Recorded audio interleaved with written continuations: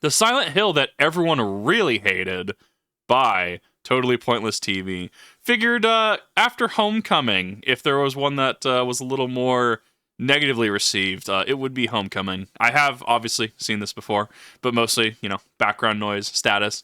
Really something that I'm actually looking at, kind of diving into, kind of analyzing, especially because of seeing some of the like Silent Hill 2 philosophy that kind of went into Homecoming, or excuse me, went into Downpour. Kind of interested to see this. We're going to see how some of these longer videos do.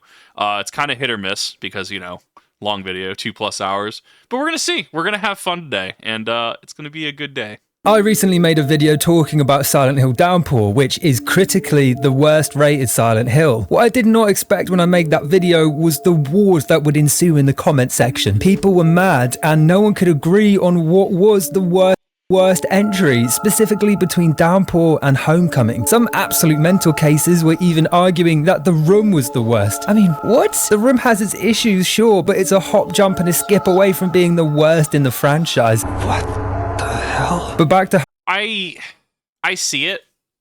I see the argument for The Room being bad. I don't know. It's a weird one. To be fair, I'm also biased. I also do have to... I do have to state that, I literally didn't get into Silent Hill until literally in the last year. And, streaming The Room and watching some of his videos are the first interactions I've had to Silent Hill. So, I can say that I enjoy them. I can say that I can see both sides of the argument. But I also can't in good faith say that, like with Pokemon, right? I've been around Pokemon for a hot minute, right? Been around since Gen 3, right? Easily. So I have a little bit more, I guess, authority to say certain things, a little bit more experience. I don't have the same as many people in the fan base do. Homecoming, a 2008 release and the first mainline entry to be created by a Western company. Needless to say, it had a lot riding on it, and public opinion was not kind to them. But do you know what game no one hates? That's right, today's video is sponsored by Raid Shadow Legends. Raid just celebrated their 3rd anniversary as one of the most talked about RPGs out there, and they're showing no signs of stopping, adding new content and game modes every couple of months. How about trying your luck in the Doom Tower, offering a whole world of new and terrifying bosses? Sprawling over 120 levels, the Doom Tower brings an exciting new challenge for seasoned players. Last year, Raid even added a whole new faction, the Shadowkin, a tribe of warriors from the Far East recently liberated from their reign of evil. Bosses more your thing? Okay. How about the Hydra Clan boss? Multiple heads, each with their own ability and different strategies required to defeat them? What a treat. Raid isn't going anywhere, so why not join the party and download Raid Shadow Legends in the link below. I do like that the game has a massive roster of constantly expanding champions to choose from. It keeps the selection nice and fresh. It's a busy month for Raid, including daily special events like the new Summer Solstice event called the Path of the Light. They're also running a special Deliana Chase event where you can actually get your hands on Deliana, a new legendary High Elf champion. All you got to do is log in and play Raid for 7 days between now and July 20th and you'll unlock her for free. If you click my link in the description or scan the QR code on screen now, you'll get a free bonus worth $30, a free epic champion, Aina, 200k silver, 1 free energy refill, 1 XP boost, and 1 ancient shard, so you can summon a powerful champion ASAP, all waiting for you right here. Enter promo code MyDelena to get a bunch of silver and 50 XP brews to instantly take her to max level. So check it out, and thank you very much Raid for sponsoring this video. But back to home. I enjoyed it. I enjoyed the ad read. I don't know. I've kind of depreciated the rating system. I think it's arbitrary, personally. It's like, I don't know. I'll say, a game gets 3 bicycle wheels out of a, out of a motorcycle or something. I don't know. Something absurd. But, I don't know. I think a 1 through 10 just gets a little strange, especially because it can be so subjective. I don't know. Kind of conflicted on the rating system at this point. But, the audio was consistent. It was very much him. Especially if he enjoys the game. More power to him, thus feeding into the ad. And, it felt like it was entertaining to watch, right? Didn't feel like, today's sponsor is, read off script, right? It did not feel like that's a good thing. Where did it go wrong? Was it the victim of being an average game in a franchise of such high esteem, or was there more to it? Well, let's take a closer look. Where's my squad? Are they here? Did they make it? Homecoming has a dramatic start with our hero, Alex Shepard, being wheeled through a hospital. Along the way, we see countless patients being tortured, and it's pretty clear we're in danger. Hey, wait. Where are you going? Don't leave me here! I mean, I think it's a strong start. Like, to open up with the dog tags, where's my squad, right? I mean, obviously, obviously very military inspired, right? Like, yeah, I have meta knowledge of this, but like going in through this as like, without really knowing the ending, and the beginning augments the ending, absolutely. But like going through, I think it's a really strong start, actually. Like, very show not tell, very much puts you in an uncomfortable position, right? I mean, I actually think this is a bit of a strong start. Will it carry it? Debatable. Once in the operating theatre, we see our doctor getting impaled by a suspiciously large sword, and we need to escape before we meet the same fate. Right off the bat, you know you're in for a good time, because it opens with a f***ing QTE to break the binds. Yeah, not a fan of that. Then, the sweat beads start dripping even faster. When you press X to roll and discover that Alex belongs to a circus and can combat roll around the world like a skater on ice. It's a sight to behold, but a worrying one, because Silent Hill is meant to be about sticky survival horror. It ain't a new entry in the Ninja Gaiden franchise. So, I guess if we want to be fair, because yes, like I understand the criticism here. I totally get it. At the same time, Leon S. Kennedy parrying Nemesis attacks from Resident Evil Requiem, parrying artillery shells, because you can parry pretty much anything in that game. Like the Omni parry is strong with Resident Evil Requiem, right? Like there's a line somewhere for most people, right? And I'm trying to figure out where that is, right? Something like Silent Hill that has traditionally been more Eastern horror, 1 through 4, right? The Team Silent entries is, yeah, there's combat. Like Silent Hill 4, The Room has combat, right? Silent Hill 2 has combat, but it's far more grounded. So this one is like, yeah, it's a bit of a departure, right? It's not to say that you can't do it well, but I think that it's like, right place, right time. This is wrong place, wrong time, right? And obviously, like when you play Resident Evil and stuff, I mean, yeah, the focus is on super soldiers, right? The experience is on people who, are infected with T-virus strains, people like Wesker who, are very much very compatible with the prototype virus that they have, right? Thus becoming superhuman. Or even Resident Evil 9, Xeno, who is the product of something, ? But even then, the beauty is also that we don't really know a lot about Xeno, because he doesn't really matter in the grand scheme of things. He tries to be a Wesker, but in the end just fails, right? Like, you can have those storytelling elements, right? But I think that it's kind of like if you played Call of Duty. I would argue it's the Nicki Minaj complaint, right? You play Call of Duty, and suddenly you have bubblegum pink outfit Nicki Minaj, right? It doesn't quite fit, right? Now, Call of Duty, arcade shooter, military shooter, look, I don't really care about the discourse if I'm being honest. I'll just defer to chat, just defer to, something arcade shooter in a military setting, right? I think having a Fortnite banana doesn't quite make sense in Call of Duty, right? But the Fortnite banana makes sense in Fortnite, right? Something like Isaac Clarke can kind of make sense, right? But it's because the art style and presentation are set up for that. So feeding back into why we have issues with this, the presentation isn't set with that. I would argue in general, despite as esoteric and ethereal kind of as Silent Hill can be, right? Alessa, The Other World, Pyramid Head, right? I mean, we have a bunch of things that are just very abstract and, otherworldly. It is more of a grounded game, right? Like, look at the protagonist of Silent Hill 4, right? Henry Townsend. He's just John Dude. He's just a dude who's just designated to the receiver of wisdom and goes through the entire game, right? Silent Hill 2, James, right? Dude, did what he did. And it's all about him coming to terms with what he did and what his choice will be following that decision, right? So it's very much grounded where Resident Evil, we canonically punch boulders. I love Village for that. Anyways, back to the video. Scanning the room, we find our medical form. We're in room 206 and scheduled for a lobotomy. Leaving the theatre, we begin our journey through the abandoned hospital. Down the hall, behind a locked gate, we see a child drawing. Nothing out of the ordinary for a horror setting, I know, but Alex appears to recognize the kid. Josh, is that you? It's a little brother, Josh, who sat drawing behind a locked gate, completely ignoring us. We need a key code to get through, and in the x-ray room to the right, we find the first half of the code, 624. The picture's ripped in half, so we set off to find the missing piece. No, Alex, that man is not going home. Nothing gets past you. In the newborn nursery, we find the other half of the x-ray and head back to grab the code. On the way, we get the game's first jump scare. Ooh, spooky. Nothing like a Unity asset looking corpse to set the tone. With a The model being stretched the legs. It sends me, dude. It's so good.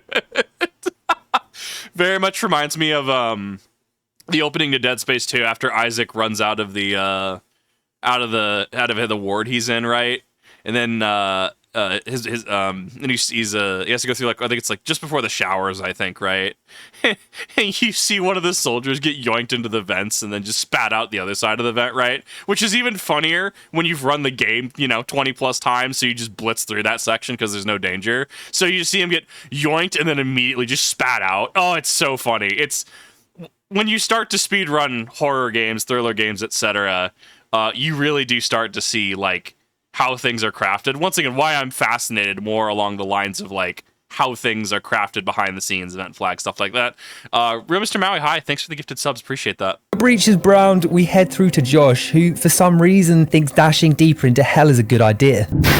Josh, stop! We chase him through the toilets where he mysteriously disappears. In his place, we find a combat knife.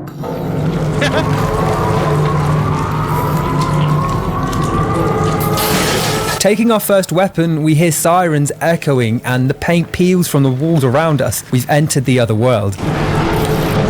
Without even seeing the movie, this very much is the movie, right? Without even remotely seeing the movie, because I have it. I don't know. Maybe I'll see it at some point. I don't know. I'm kind of hit or miss on horror, if I'm being honest. I don't know. Like, I see it. I can absolutely see... Even then, I don't even think I like it because, like, there's a bunch of direct feedback, right? But then again, I think I'm also being picky, right? Like, there's a bunch of direct feedback in regards to it being an action-y transition. Like, I definitely see the Western influence on this, right? Like, they 100% could have watched the movie and then cool, we're gonna make this into a game, right? I mean, this is the era that I miss, though, because nowadays, Call of Duty has an insane budget, right? Like. I miss this era of gaming where, like, if this wasn't a Silent Hill game, if this was a more action focused horror game, would this have seen more success? Maybe. Hard to say. I don't know. Horror's a weird one, right? Like, even then, like, I notice it with my own metrics too, right? I show up at this point, like, I kind of show up to have fun or watch some sort of analytical whatever, right? But I have a lot of fun with what I do, right? And especially because I'm trying to focus on a more fun experience, right? Like, let's be honest, right? Things are kind of stressful for everybody right now, anymore, realistically.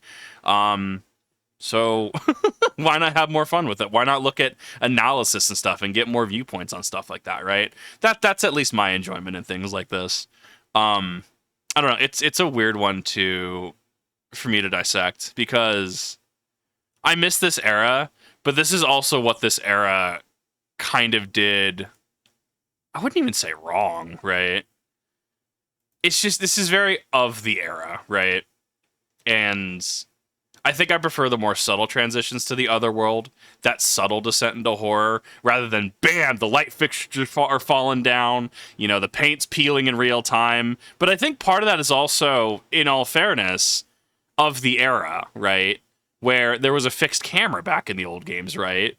There was a, they could only do so much with the technology that they had. They really made more with less, and I think there's something special about that. WX Homecoming was the Otherworld transitions that look at our Rust tech. I mean, it looks good. The end product does look good. I do worry about the pacing as well. I wonder if there's going to be not quite as egregious, but a similar complaint as like you're blitzing through the Otherworld, right? You're not having time to let it really appreciate it and let it sink in, right? A rusty, twisted, nightmare version of reality. Seconds later, from out of the toilet, we encounter our first enemy.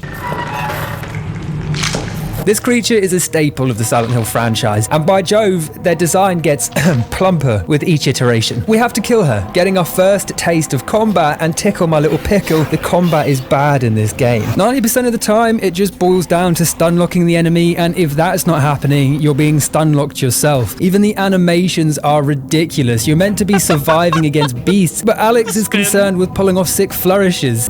Finishing moves are the nail in the coffin. Finishing moves have no place in a Silent Hill game. That would be like having some roid head punch a boulder in a volcano in a Resident Evil game. Oh, I understand. Yo, I love that though. That is still technically canon. He's meant to be ex-military, and that fits the theme. He's combat capable, but there are plenty of roles he could have played within the military without having him act like Captain America. He could have been a medic, for example. In any case, we're in the nightmare. This is true. So, I mean, that's kind of what we were discussing about Grace from Resident Evil, right? Where the FBI is going to have multiple roles, right? Like, you have your desk work, you have your field work, right? And I think everyone has to hit a fitness standard, right? If I understand that correctly. But, like, just because you're John or Jane military doesn't mean that you're, you know, you've served like 4 tours, right? Or maybe I don't know. I'm gonna not put my foot in my mouth. What I'm trying to say is, like, you could be a communications operator. I'm sure you could be something like, you know, you sit at a desk all day and deal with cybersecurity and stuff, and you're the guy or woman, don't judge. You're the person who knows immediately if someone sticks a thumb drive into their computer. You know immediately when they do it, right? Like, there are multiple roles. So I mean, clarification. I mean, you could do stuff with that. I mean, you can really run with the concept. I think it's a cool concept, but I think that, yeah, this being the era where publishers just lost faith in the horror genre. Because remember, it really wasn't until like Outlast, right? I mean, we had like Amnesia and stuff, right? Specifically like Amnesia, the Dark Descent, the first one, right? I heard Machine for Pigs wasn't super good, but like Outlast was kind of the first initial like revitalizing of the horror genre. That's leading into Resident Evil 7, which has a lot of Outlast tech in it, like modern horror. We really got to see a renaissance later on, but this was definitely the era where horror was kind of in a rough spot. Version of the hosting him act like Captain America. He could have been a medic, for example. In any case, we're in the nightmare version of the hospital now, and it's great that there's an actual nightmare world to explore. We head upstairs through a rusty metallic staircase. Visually, I'm conflicted with Homecoming.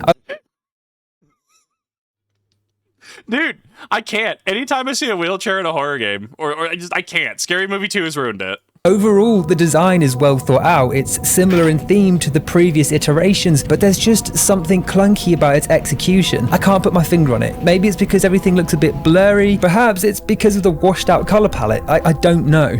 I will say this reeks of deadlines and on a budget. I think if they were allowed to expand, I think if they were allowed to really run with this, I think there could have been something here. I believe there's a comment under the video.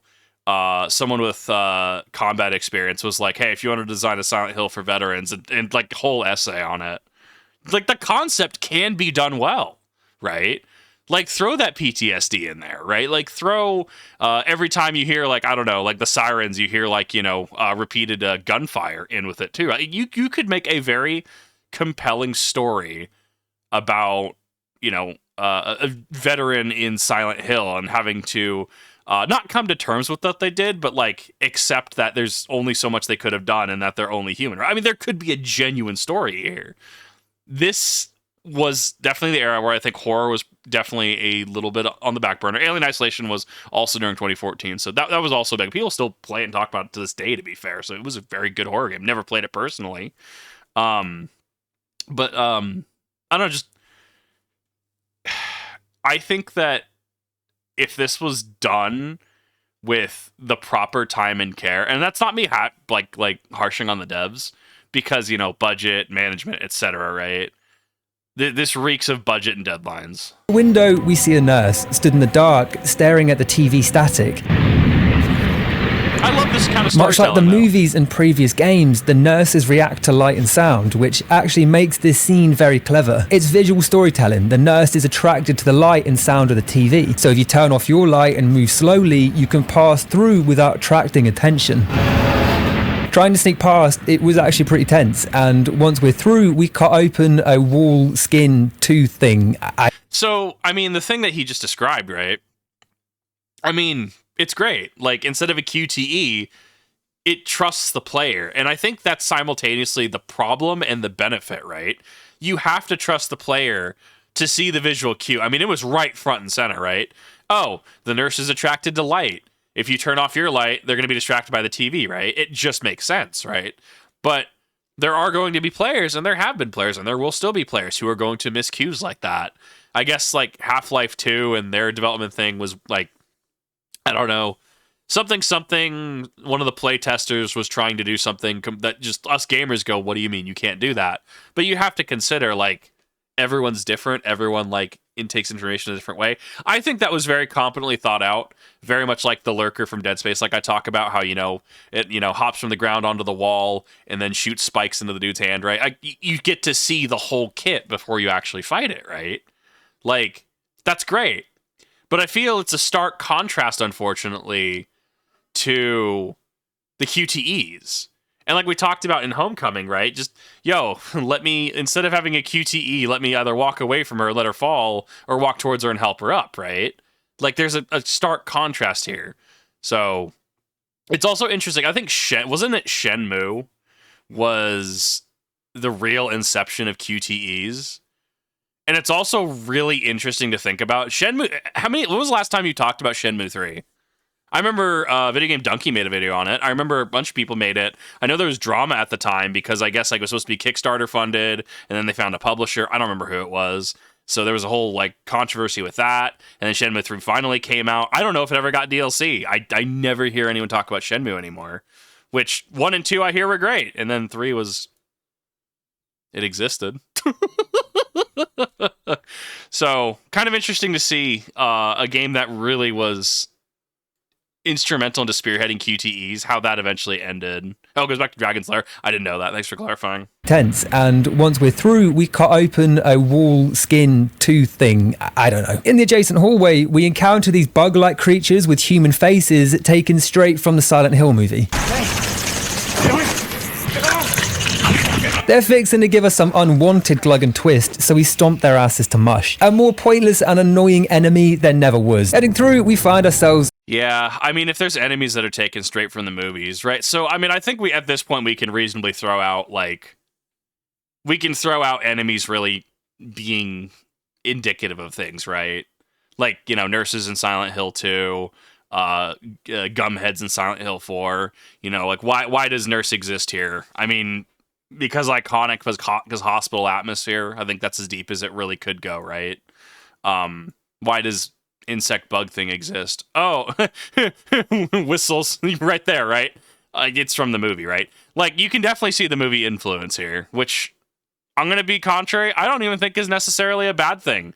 It just has to be done right. And we know historically in the gaming sphere, the game to movie transition doesn't always work the best. Movie to game transition doesn't always work the best. In another operating theatre, this time with a viewing platform. There are more doctor notes nearby referencing electroshock therapy and other unpleasant treatments. There's a lot of references to extreme cognitive corrections spread throughout, potentially some kind of foreshadowing. Dropping off the ledge, we land right in the middle of the Viper's nest with 3 nurses dead ahead. Killing our light, the nurses blindly head in the direction we landed. But we're able to sneak round and head upstairs to grab the exit key. It's attached to half a doctor's body, the same one we saw get slashed earlier. And I want you to take a mental note of the body because it's important. We'll be coming back to it later. With the key, we're able to leave the area, finding Josh yet again hiding behind a locked door. What are you doing here? I want my toy. Aren't you afraid of being here alone? I'm a brave soldier. I'd be looking just as dead inside if my sibling was this fucking annoying. He won't let us through unless we grab his Robbie doll, a doll we find in the nursery room from earlier being sucked up by this wall muff. That's a way to word that, yeah.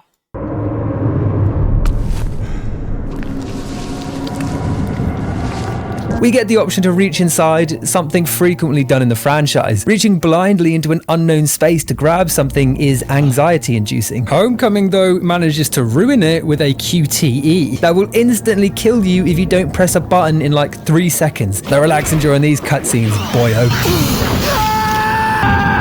The doll itself... I don't know how to feel about that. I guess I'd have to, at least playing with, I mean, yeah, Silent Hill holds very much, you know, a thing, right? Like, look at the entirety of Silent Hill for the room, right? Like, in 2 it made sense because James really did not care about his well-being, and that's why he just, you know, especially near the prison section, he just jumps down, like, holes with no bottom, right? Like, man just throws himself in, right? Like... I feel this is just more trope and for shock factor, and to have that point of friction to, like, you know, have a QTE, right?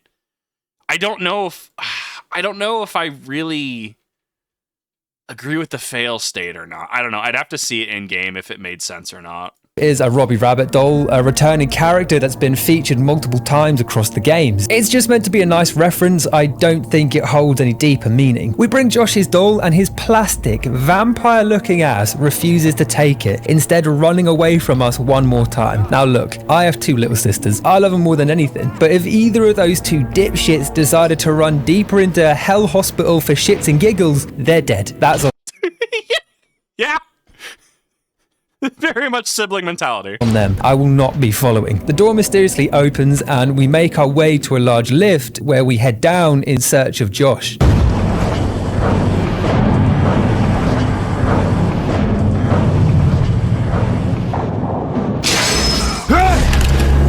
Nice. Well, how about that? It was just a dream. We're in a truck getting a lift to our hometown, and arriving, we hop out onto the foggy streets and you played in your dream, you played in real life. Freddy Krueger, where you at? It's a dumb over. I've never seen Nightmare on Elm Street. My lack of seeing films and stuff is just... it continuously causes issues because I don't quite understand the relevance. Oversight, unless Alex was traveling home with a combat knife, which he then wields as a weapon while walking through his hometown, then it makes sense. In which case, why the fuck was Travis Grady, protagonist of Silent Hill Origins, happy to drive him? That's psycho shit, military or not. Bad dream. Wasn't Origins technically a retelling? Or like it was supposed to be adjacent? Like Dahlia is completely different in that game? We're in our hometown of Shepherd's Glen, which does indeed share the same name as our titular hero. The town is a close neighbor of Silent Hill, but is an entirely separate new area. Moving the focus away from Silent Hill was an interesting choice, although I don't think the concept is a bad idea. Having the Order infest other parts of the world, spreading corruption, would have been an interesting way to keep the franchise going. There's only... Which we actually see an extension of this, you know, hindsight, obviously. We see an extension of this in Forte, as well as, I don't know, the alleged one in the UK. So much you can do within the confines of one town. The first encounter... Oh, I might be thinking of Shattered Memories, thank you. ...with Shepherd's Glen is surprisingly open. You have to head to your old home, but along the way you can explore the streets and even stop into the town hall and have a look around. Outside of said hallway, we encounter Judge Holloway, who wants to catch up. Alex? Judge Holloway. Hey.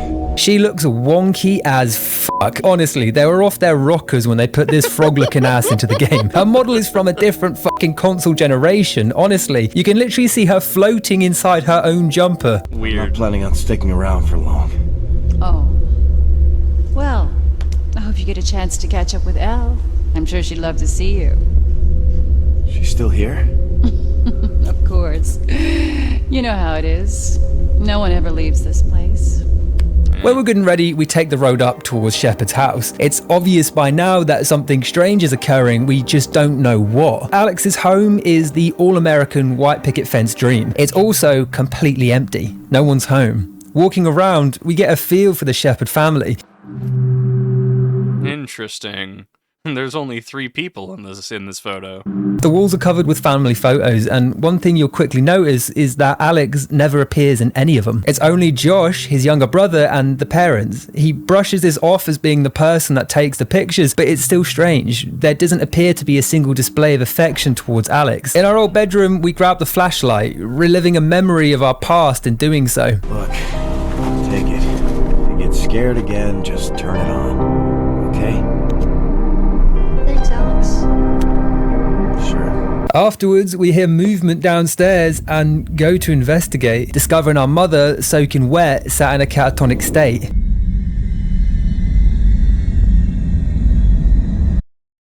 I don't know. Looking at the revolver asset's kind of funny. It's just tube. I don't know. The barrel's really funny to me.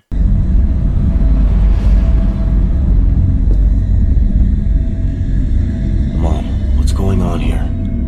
What happened? Mom? I miss your brother, Alex. Ooh, oh, I feel like this is stereo audio done wrong. Ugh, came out of my left ear. She's barely responsive, has no useful information, and informs us that the basement is flooded. We take the broken revolver and head to the basement to check out the situation.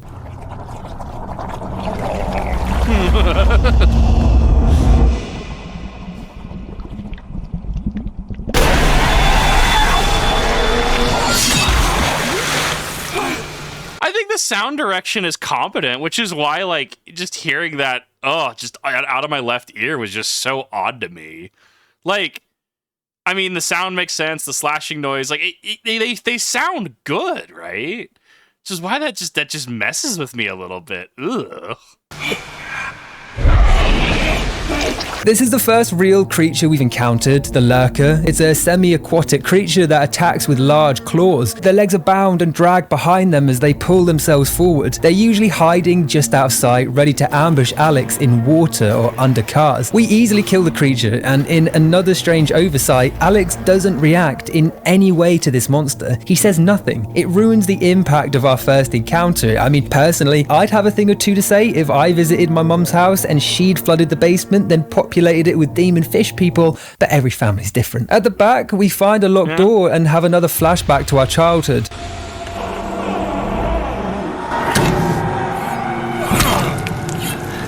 Dad! What the hell are you doing? You know this place is off limits. I don't ever want to see you in here again. Are we clear? I'm sorry. Yes, sir. The memory suggests an aggressive and potentially even abusive father-son relationship. Are we clear? We need to drain the water so we can access the back door's latch. It's literally just below the surface of the water, and Alex, a military lad, is too fucking incompetent to just find it. It's basically a dumb stretch for time. The pump is out of fuel. I don't know how to feel about stuff like this, because he's not wrong, right? He's not wrong that if it's very much Homecoming had the same problem with, but the ladder's right there. Just reach up just a bit, right? Like, you have to make it reasonable to the player, right? Like, if you need a super special key to open doors, definitely not alluding to anything in this game, right? I mean, that kind of makes sense, right? If, I don't know, once again, baby Chloe, Resident Evil 9, right? Oh, the ladder's up there, but you're a literal child, so you need the poker to be able to do that, right? Like, that makes sense. I think most people can reasonably get on board with that. So I think there's a little bit of a disconnect when... there's a disconnect, and it comes across as padding for time, because, yeah, it's...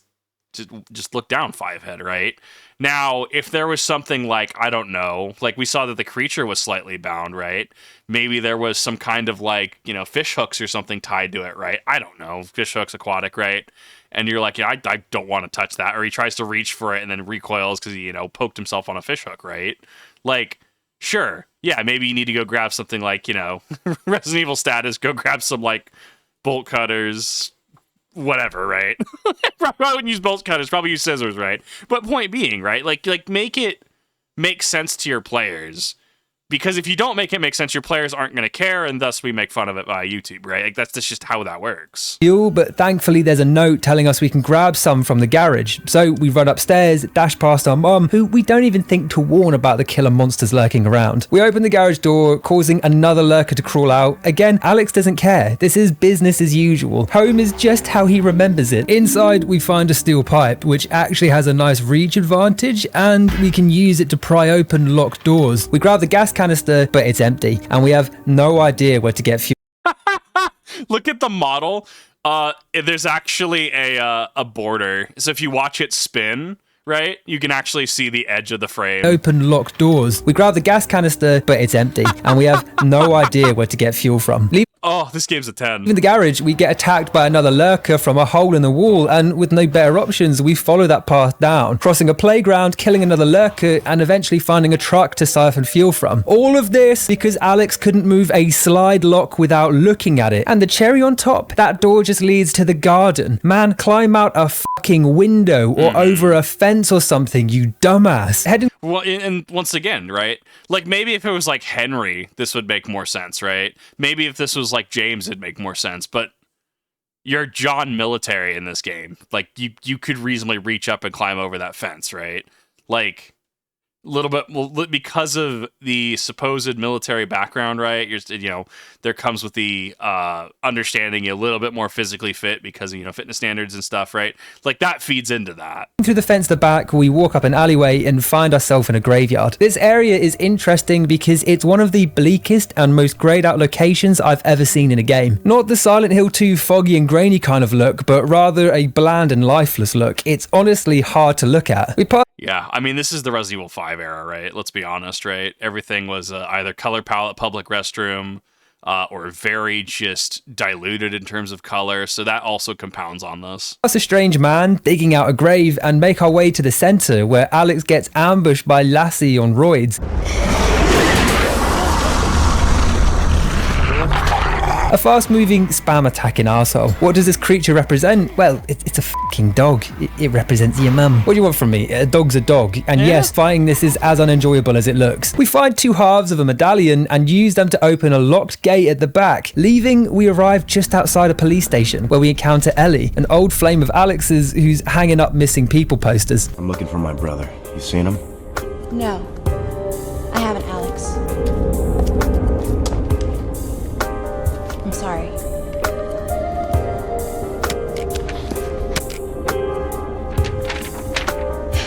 Jesus, what the hell is going on here? I don't know. But every day there are more flyers to put up. Ellie's a bit of a weird character in this game because they decided to not make her detached and weird. She's supposed to be a normal person living a normal life, but it just serves as a bizarre juxtaposition against the horror of the town. Hell, here, there's even a crashed police car literally a few feet from her covered in blood. And yet she's all like, I wonder something strange is going on. Yeah. I don't know. It's weird because like the past game, I mean, it's very much reminiscent of like a soft magic system, right? Like how things aren't quite as defined, right? Like, in a media franchise like Naruto, right? You have chakra, you have your hand seals, right? Like you have very much, this is how things work. Ice is literally the Kekkei Genkai required mixing of like water and wind, to cool down the water, right? Like that's more of a hard magic system. Yeah, we're not going to worry about certain things about that. Whereas a soft magic system is like, magic exists in Lord of the Rings. In what capacity? Like what are the rules? Magic exists, right? So it's very much soft in how it's deployed, but that can be a benefit and a curse, right? Where I think it's beneficial because it allows players to experience different things, or allows characters to experience different things, but it also, unfortunately, has the effect of this, where I very much parallel her to Laura from 2, right? Like, there's definitely different things that they're seeing in this town, right? But I think that leading into from chat, right? Seems a mistake to give main character background if it's going to clash with the game's core mechanics. I would agree. And I think that the extension of that is the character should be reacting to things, and I think modern games have kind of done that a little better, right? But that's because bigger budget, that's because, gaming is one of the most profitable forms of media, especially due to, you know, surprise mechanics and stuff, right? So, you know, bigger budgets, you know, we have, you know, cutscenes like from Resident Evil and stuff, right? But just having basic reactions, just saying something, just would give depth to this. It honestly, in a vacuum, without playing it, it feels entirely wooden. So, because like, yeah, so you do run into this weird, like, she's normal, does she not see the police car, right? But I guess that then you have to think about, you know, in past games, you know, how different people see different things. It's kind of a mess to think about, right? Like, it should be thoughtful, it should be thought-provoking, right? Like Angela seeing different things versus Eddie seeing different things, and them experiencing. Was watching a fascinating piece relating to Dante's Inferno, right? Where I actually didn't notice this in Silent Hill 2, specifically the remake. Eddie is very much cold, right? Like, you can see his breath. He's eating ice cream, right? His final, you know, confrontations in the meat locker, right? Dante's Inferno, right? Lowest level, right? Whereas Angela is, you know, very hot, everything's super painful, right? You know, we see in her final scene that the staircase is literally engulfed in flames, right, when she gives up, right? Whereas James is very much water focused, right? You know, in water, right? His bad ending, or one of his bad endings. So it's supposed to be thought provoking. It's supposed to be deep. Where something like this just kind of makes you scratch your head a little bit. And as we see later, there's a character who also notices the monsters, and it's just like, at what point? Where's your anchor point, right? Where is your anchor point for everyone experiencing things? And she clearly experiences the monsters and stuff later too. So it's a weird one to kind of wrap your head around. Yes, there is, you invalid. Gripes aside, people are disappearing from the town, our brother included, so we continue the search with a new walkie-talkie to boot. Continuing our exploration, we eventually stumble across an old junkyard. Making our way inside, we encounter Curtis, leading to a painfully awkward conversation. Pretty neglected. It's a damn shame the way people mistreat such nice things. Look, what I really need is some information. Have you seen my brother Joshua? You want to talk to the mayor. He knows everybody's business. Soldiers gotta have a gun. In exchange... Can we just talk about this interaction really quick? Can we just talk about... I mean, it's supposed to be like in game lore, game mechanic and stuff. Clearly, he knows more than he's letting on. I don't know. This is also like someone who's at least in a small part dealt with firearms. You don't quite hand someone something like this. I don't know. I think I'm thinking way too deep into it. I think I'm being way too pedantic, right? Like,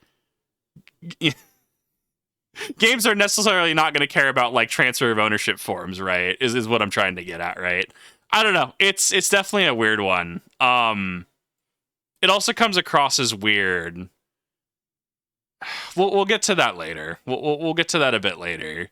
Because he mentioned specifically, soldiers got to have a gun, which is interesting for him to mention. In exchange for the revolver, he gives us a working handgun, our first in the game. As he literally flags him. He also tells us that the strange man digging in the cemetery earlier was the town mayor. You can ask a few extra questions, and Curtis is more than happy to oblige. How about I take that shotgun off your hands? Yeah? How about if I slap you and kill you, huh? Wow, that was a touch over the top there, buddy. The only interesting information he gives us is that all the clocks in the town have stopped working at exactly 2:06, the same number as our hospital room in the nightmare. I can fix just about anything you put in front of me, but I've never seen anything like this. There's no reason they're not working. It's like there's something causing it. Around Curtis, the work area is cluttered and dirty. You can even find a large pair of gloves and boots in the back that seem out of place. Something Alex actually remarks about, but with no other leads, we decide to head to the cemetery to see if the mayor knows what's going on. Back on the road, we encounter a new monster, the Smog.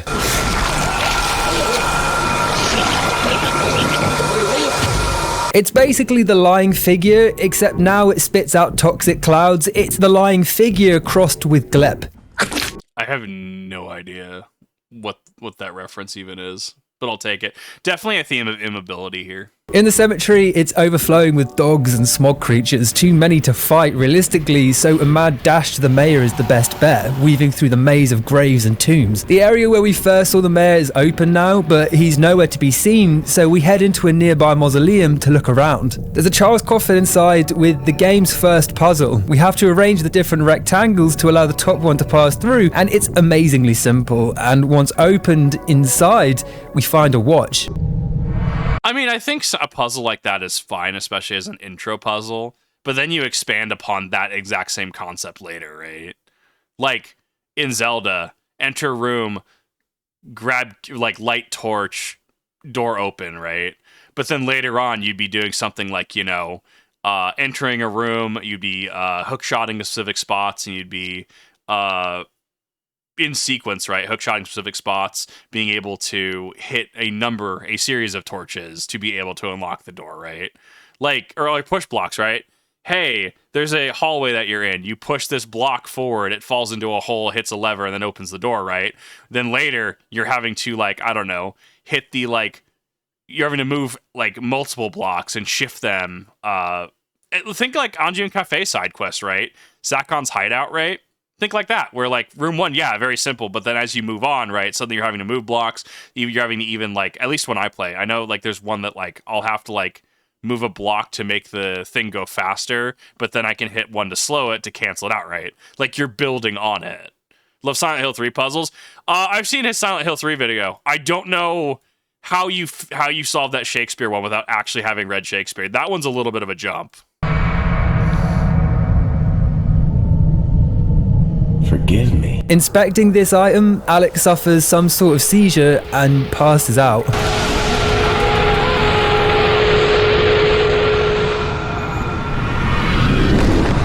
I don't know how to feel on these. I don't know how to feel on main character passes out to move plot along. I think it can definitely overstay its welcome, and I think it's a cheap way to move the plot along. In just anything. We wake up having been mysteriously teleported for the first time to the one, the only, the creme de la hills, Silent Hill. We're just outside a large crumbling hotel where Josh decides to check in for a little pampering sesh. Problem is, it's not the best looking hotel in the area, so we decide it's best to head in and grab him. The blasted door is sealed shut, mind, so we have to look around the area for something that can break it open, like, say perhaps, this here f***ing fire axe. At least you can actually keep the weapons you find in this game. You don't have to look around every time there's a ball to chop down. Inside, we find Josh, just stood there waiting for his AI to kick in. Getting closer, he cucks us again, dashing upstairs by passing through some rubble. The lift is our only way up, but the power is out, so we need to fix it. In the empty elevator shaft, we find the maintenance key, which we can use to access the electric station beside the building. As chat points out, Final Fantasy XIV does this a lot too. I have my criticisms when 14 does it too, don't get me wrong.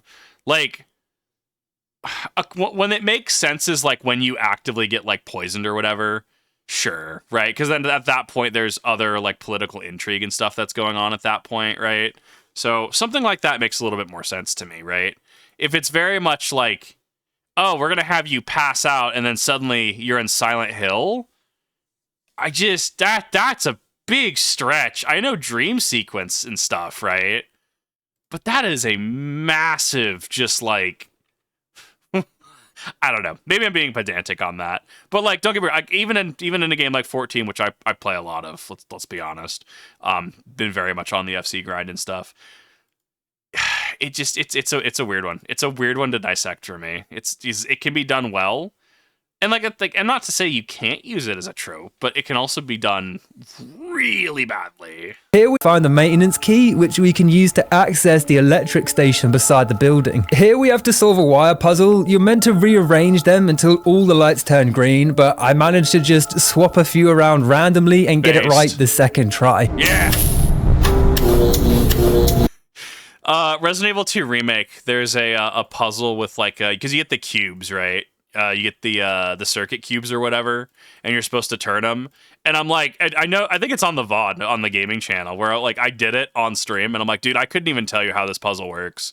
I literally just rotated stuff until it finally worked. Actual big brain pro game move. I don't even know how this puzzle works, but it's solved. That's a top 10 epic gamer moment right there. We call the lift, and on the way up, we get ganked by some gangly little bastards. Humanoid, spider-like creatures with long blades for front legs. We have to fight waves of them as they try and stab us through the metal grate, and once they're all dead, the lift drops multiple floors, so we have to climb out with just enough time to stop ourselves getting cut in two. I think Resident Evil Requiem did that right, though. Like, I think that if you want to have something like that, like, raise the stakes. Although I worry if they tried to pull what Resident Evil 9 did, right, where, you know, they would QTE that. I'm very surprised Resident Evil 9 did not have it, and thankful that it did not have a QTE for the elevator. But, like, you can do something like that very well, right? You know, like, the lift starts creaking slower and slower, you know, the thing's screaming at you, you know, like, there are ways where this could be done very well and, like, build that tension organically, right? I mean, you know, lift, leg potentially getting severed, right? Stuff like that. All that fun stuff. Figured out a lot of the RuneScapes before the wiki, just brute force it. If you put a Gordian knot puzzle from RuneScape in front of me, that will be an entire 8-hour stream, and I will never actually figure out how that works. I genuinely don't know how those puzzles work. I'm a little bad with puzzles. On an unknown floor now, and rather unsettlingly, the first thing we can hear is some old git singing nearby. We hunt down the source and discover what we can assume is an old lady shrouded in darkness. What are you doing in this hotel? This Oh, place should be blur. condemned. I can't leave. Not yet. This is no place to be alone. You need to leave. She's lost mementos of her past and wants us to track them down. The game lets us choose whether to help her or not, but you literally can't progress if you say no, so I have no fucking idea why they even give us the option. Tell me what So, you need. I'll see what I can do. I think this is a weird one. Why give the choice, right? I think, why does this work for something like Silent Hill 4, but doesn't work here, right? Because I don't know, in Silent Hill 4, because at the beginning, right, you know, enter the whole yes, no, right?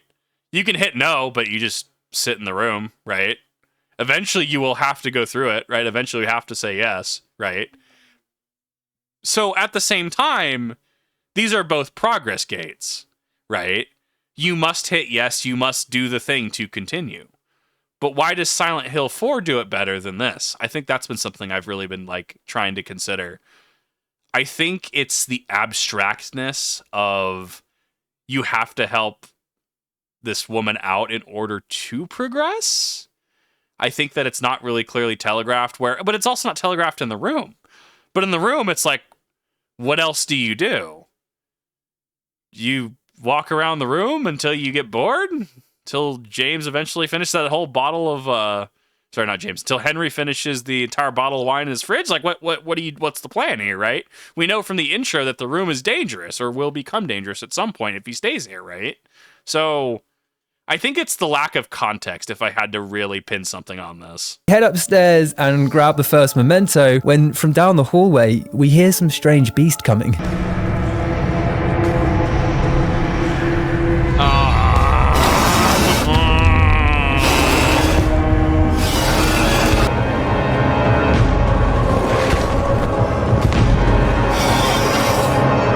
Oh, of course, it's fucking Pyramid Head. As lore nuts will well know, Pyramid Head was created to represent James's self-guilt in Silent Hill 2, hence why the monster kills itself when James comes to terms with his actions. So why the fuck is it here for Alex? I don't know. Neither did fans at the time, and don't give me all that, oh, it's a boogeyman, not a Pyramid Head. It's not a different monster. No, that's a cope. Something worth... Technically, the helmet is different. The helmet on the original Pyramid Head is more square, I guess. Like it like if you look, because you look at the model, right? Like it's more flat, where it's very much more directly. I don't know, how do I word it? It's very much more pointed, jagged, and angular in this incarnation, whereas the original is very like it has like more. I know what I'm trying to say, but I can't say it. I'm so sorry. However, there is a difference between the masks. I don't know. I genuinely feel like somebody picked up this game, like a massive Silent Hill fan picked up this game when this was the newest game. They saw Pyramid Head and they threw their controller. Like, they just turned off their Xbox or something. Like, they were just done. Like, as somebody who hasn't been into the franchise super long, like, I look at this and I'm like, it's such a lore break. Like, yeah, it's using the movie, right? Like, I get it. I'm assuming Pyramid Head is in the movie. That would make sense. It's kind of their Mr. X to a degree, right? I understand the reasoning, but at the same time, it shouldn't be here. Noting is that Homecoming takes a lot more inspiration from the Silent Hill movie than from any of the games, which would explain Pyramid Head's sudden appearance and a few other taboo creative decisions. Upstairs, we come face to face with another Needler.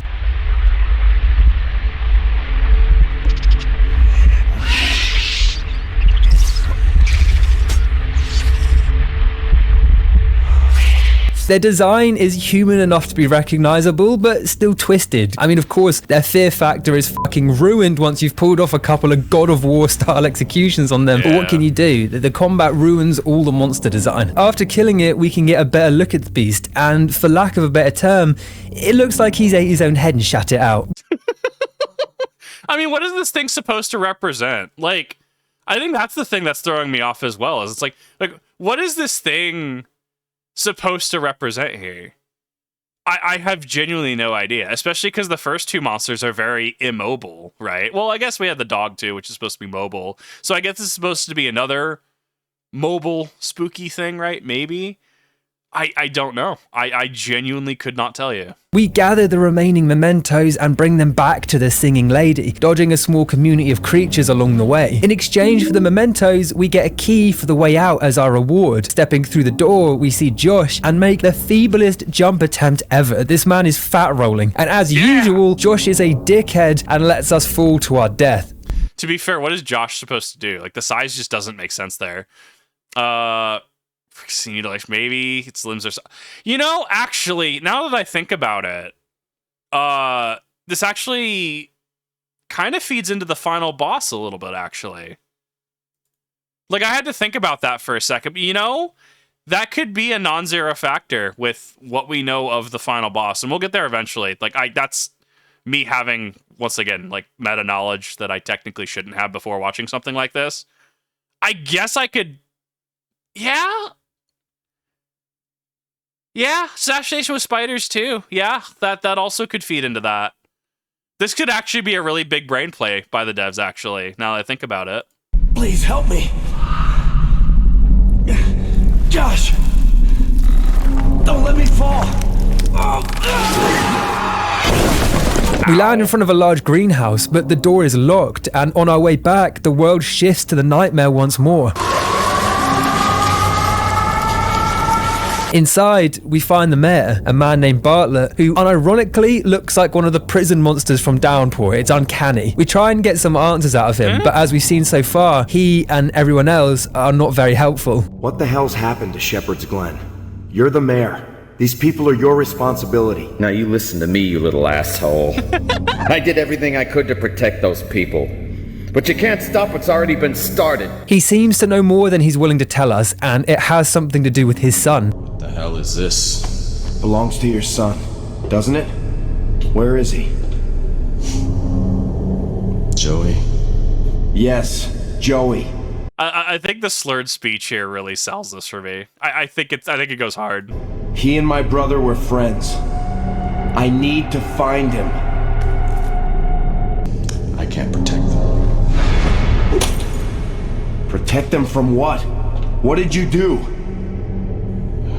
Something has come. But asking the questions is futile because this conversation is rudely interrupted by a giant beast.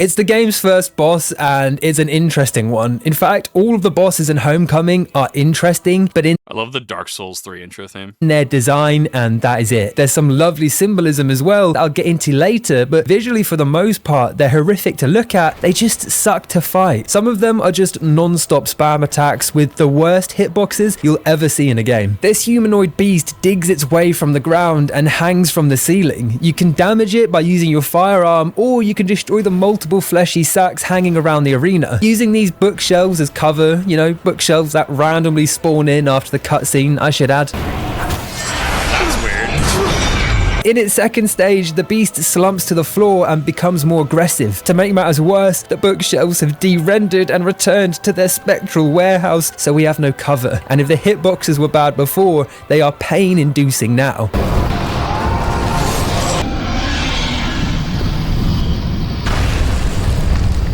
After giving Seppi the axe, the ground collapses beneath it, dragging it to unknown depths. So, I think the Dark Souls theme here was actually appropriate in more than one way, because, and we'll have to see if this theme keeps up. So the first enemy in the game, right, was the one in the basement, right? There's a little bit of a visual similarity here, right? I'd have to see if the pattern keeps up. But it could be not inferred. How do I word this? I'm effectively trying to pitch that all of the big bosses are an evolved final version of the smaller enemies, right? So we'd have to see if there's a dog, which I don't think there is. We'd have to see if there's one that, you know, has like miasma. I don't know. I don't know if the pattern will hold, right? I guess first name was actually the nurse too, so that also goes out the window. Yeah, no, chat's all right on that one. I don't know. I was actually trying to do something cute with that. However, the game unfortunately said no. So that's fine. I don't know. It's interesting. I like the design. I think that it does invoke the first that enemy I was talking about, the one that crawls. Definitely another theme of immobility here. The fact that the bookshelf just kind of spawn is odd. Like, I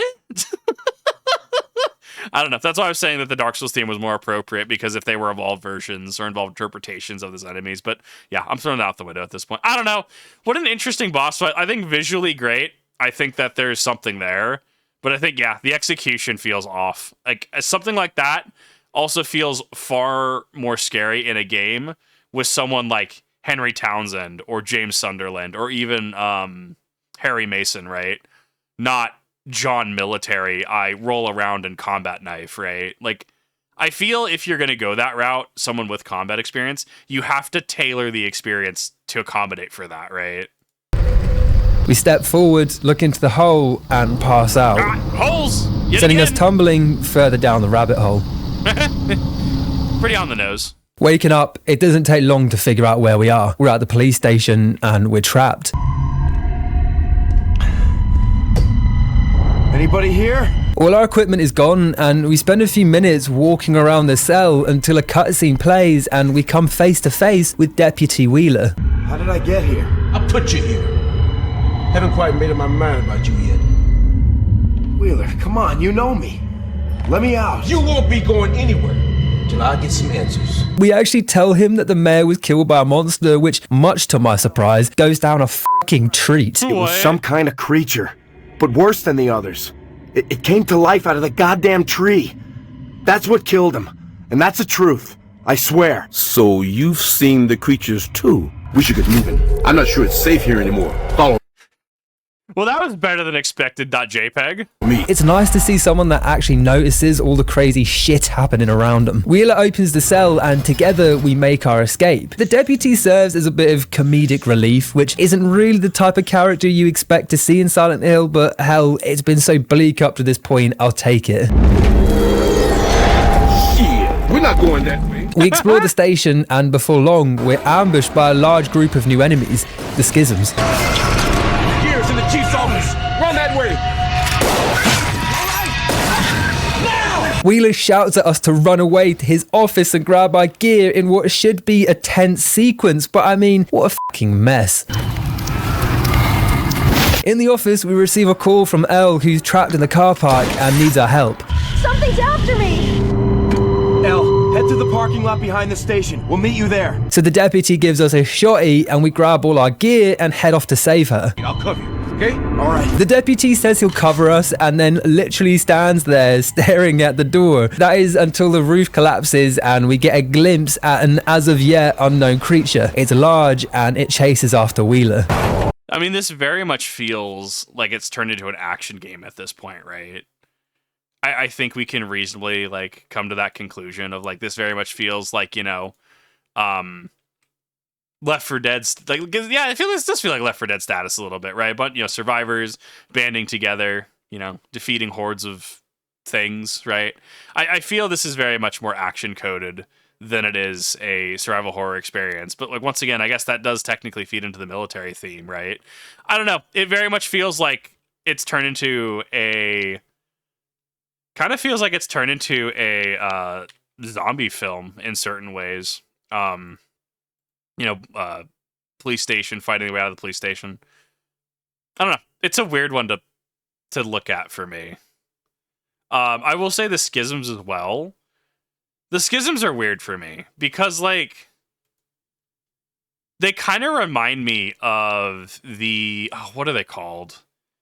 The Velociraptors from Dead Space 2. I know they're not called that. I'm trying to remember what they're called, though. Oh, I don't remember their name right now. Stalkers. Yeah, they very much are reminiscent of the Stalkers for me, but slightly to the left because of the pendulum heads rather than a skull that has just been that just like, you know, is grown, right? There's a lot of calcified buildup.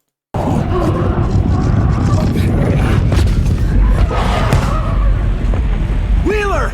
In the following room, we have our first solo encounter with a group of schisms. Creatures that attack by swinging their pendulum-shaped heads. They're an interesting monster with a design obviously inspired by the ancient pendulum torture device, something hypothesized to have potentially been used to interrogate guilty prisoners, inducing fear as the blade swings lower with every pass. I thought they were easy to kill until I realized they can insta-kill you for not button mashing with superhuman speed. They can even hurt each other with their wild blade swings, something I found interesting. They're one of the only creatures in the game that can damage other monsters. People online really seem to hate the prison level. I think it was based on the constant flow of combat, and it's true, there are enemies that will attack you relentlessly, although it is only a small area, so I didn't find it too painful. I feel like that leans into the combat. It leads into the combat like background. That would lean into a combat background. I don't know. I feel like that's a weird one. I'd be very curious. Maybe playing through it, maybe it's just kind of a rough section. I couldn't tell you personally. I think it's an interesting criticism. I think it's interesting to look at. I think that there's something there. I also think it's really interesting that the schisms are the only enemy that can friendly fire, which something like that, especially if they're the only enemy that does it, I think it's more so just like showcasing like a gimmick with like the physics engine, right, or something. Like I could see it being just like a gimmick. But at the same time, especially in a franchise like Silent Hill, something like that generally is going to beget like deeper meanings and deeper truths, right? I think that that's a reasonable conclusion to come to. Through the infested station with the goal of reaching the back exit. Once there, you have to open a gate to escape, but it's a nightmare because it's in a little box room with 3 schisms chasing you, completely blocking your way out if you're not careful. There was a broken window, but it wouldn't let me jump through. I was trapped.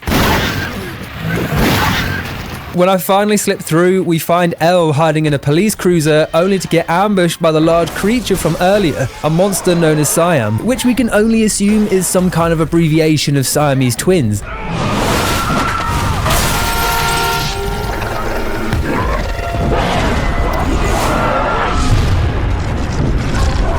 They're very reminiscent of the Closer from Silent Hill 3, except they appear to have a woman grafted to their back that will stab you with weaponized stilettos if you get too close. This definitely looks repurposed, which Silent Hill is not opposed to repurposing assets and stuff, right? Like the Closer, I think that was Angela's body, right? It was just a reused asset, right? No really deeper meaning as I understand it. I can't remember what these are called in Silent Hill 2, but there's a version of it in Silent Hill 2 as well. They hang from the grates and stuff. Big, and he's bad, but nothing a few well-placed shots from the shot he can't deal with. Al, I'm right here. Come on. Thanks. Alex, where's Wheeler? I don't think he made it. With the monster dead, we're surrounded on all sides with little more than a chain link fence to protect us. With nowhere to run, Elle has the genius plan of heading through a manhole into the sewers.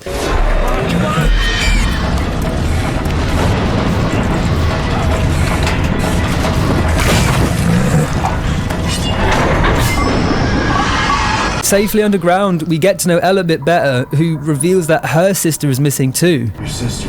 I didn't know. Mandarin, thank you. I couldn't remember the name of it. Like, that was just a whole, like, sequence of just action. That was back to back from through the entirety of that, right? Like, that is just an unbroken flow of combat. It's kind of wild to think about that being in a Silent Hill game. She vanished when all this started. Josh, Joey, Nora, the list of missing children keeps growing. When we find Josh, we're gonna find her too. So now we're in the sewers, which somehow managed to be even more bleak and washed out than anything we've seen up to this point. I mean, the sewers. The whole level sucks ass. It could and should have been removed from the entire game. It would make no difference. In fact, it would make it much better. It's just a bunch of identical tunnels with enemies that f you over constantly because there's no space and I think only one healing item in the entire level. We have to score Elle and fight waves of monsters as she slowly opens gates. It's about as much fun as it sounds. There's even one part where she's meant to be opening a gate for us and the game spawns three fucking needlers at once that you have to kill before she opens the gate. If you have no health and little ammo, it's damn near impossible. Then, immediately after killing them, a giant fucking Siam attacks us. What the fuck is this game? This genuinely sounds awful, if I'm being honest. Like, that definitely, it sounds bad. Like, when this is being explained, this just feel, especially because last mission, right? It's just an unmitigated flow of combat too. So you're just sitting here, and it's just like, I feel people would have more issue with this at face value than the prison level, right? Maybe? 3 needlers and a giant monster in a small space without a single health pickup. It's so poorly thought out. After clearing the arena's best champions, Ellie is missing, but the fucking gate just magically opens anyway, you know, just to add insult to injury. At least the level is over, but Ellie is gone, and we need to find her, and her sister, and our brother, and Wheeler. What a great time to be alive. Imagine playing through this. I'm good. That's a firm pass for me, Captain. This just sounds genuinely awful, if I'm being honest. Not a fan of this as a concept. We climb out of the sewers, arriving just in front of our house. It's like poetry, it rhymes. But this time, it's different. It's corrupted. We can't just walk in. Barbed wire is blocking the door. We need to find another way. Walking down the road, Wheeler radios through. Hey, I've been better, but I'm okay. Did you find Elle? Yeah, but we got separated. I'm looking for her now. Where are you? I'm just now leaving the station to find Fitch. Look, we need to stick together. Meet me at his office. Maybe he knows where Elle is. Okay, I'll meet you there. He managed to survive the police station and wants us to meet him at Finch's office. Heading over, on the floor, we find a trail of blood and follow it, discovering Dr. Finch covered in blood, holding a scalpel. Dr. Finch? What do you want? Are you alright? Whose blood is that? What have you done? Stay away from me! I love how he looks at the scalpel specifically when his outfit is also just stained. He does the mad dash into his practice, so we follow him in. It's empty and all the doors are locked, bar one at the back. It looks like a child's medical room, where we find a picture of the doctor's daughter, Scarlett, and a strange locked case. Also, what happened to Wheeler? He was meant to meet us here. I think the game literally forgot about him. Leaving the room, we discover that nurses have swarmed the hallway. This was your first Silent Hill game. I feel like, I don't know, it's a weird one, right? Like, I started on The Room. I didn't play 2, right? I still haven't played 3. Still haven't played 1 and stuff, right? Like, it's a weird one. Like, where do you recommend people start? I think the 2 remake is honestly a great entry point. I think even 4 for just how, like, it's a Team Silent entry that's like $10 on GOG, right? That's where I got mine, right? It's a widely accessible Silent Hill game for a decent price, right? I feel like this would be a rough Silent Hill to start on, unless you really enjoyed the movie. It was a clever switcheroo. It caught me off guard and genuinely gave me a fright the first time I played through. Unfortunately, this encounter is once again ruined by poor quality of life. They completely block your way and you can't get past without aggroing them. So I was completely stuck the first couple of times, which is made even worse by their ability to one-hit kill us for some f***ing stupid reason. Looks rough. We have to crawl through. I wonder if the damage stacks. Like, if one of them hits, maybe the others... I don't know. I'm trying to think. It's how, like, in Resident Evil 7, if I remember correctly. Yeah, Resident Evil 7, aren't the four-legged enemies bugged? I thought I heard something about that when I was streaming it. We were doing the one with Jack's brother, right? I can't remember the name of it offhand. But we were doing the DLC... And I thought someone mentioned that they were bugged and still were, because when the quicker four-legged molded hit you, I guess it counts as multiple hits, so they technically do more. They do an inappropriate amount of damage. I think I'd have to have somebody cite a source on that. Into the newly opened room and grab a key, sneak back, and unlock the mysterious case.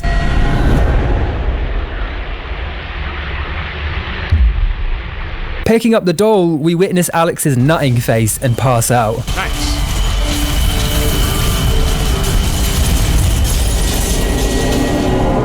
Waking up once more in the other world, we descend down a metallic, nightmarish landscape with signs representing some kind of medical field. I really enjoyed the environments of this level. It's called Hell Descent, and the title really captures the vibe it gives off, heading downwards for what feels like an eternity into this dark metallic void, with the industrial noises getting louder the deeper we go. Eventually, we reach the bottom, where all the sound stops.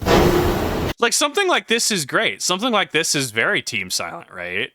Like, I love this. This is super cool.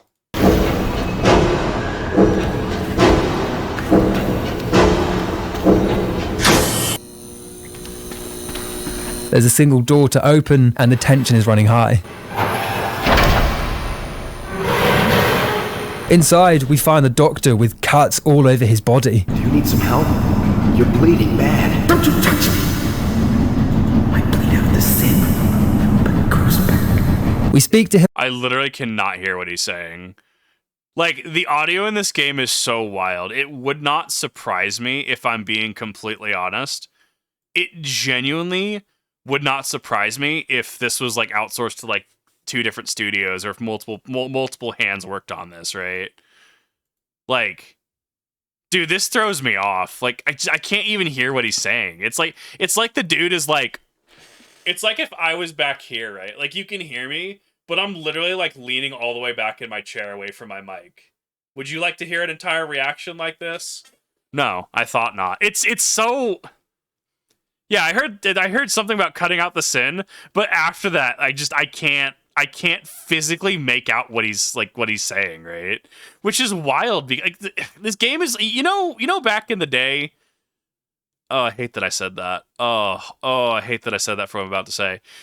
See, back in ye olde days, audio. Remember movie audio? How that was mixed and mastered, right? Well, Kip, what do you mean how audio is mixed and mastered? I want you to watch Lord of the Rings, and especially when the THX,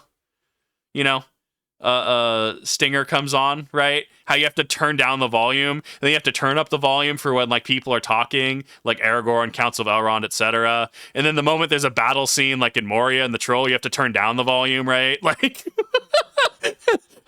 how it's just kind of like all over the place, right? But that's just of the era, right? That's just how movies were. Yeah, this game is almost 20 years old. I don't like thinking about that. It's gonna drive me to drink. Like, It's night and day. Like you heard how clear like the sound effects were, right? And don't get me wrong, I think some of the voice acting in this is a little wooden, right? But it's less that, and just like, sure, the mouth movements are kind of forgivable, right?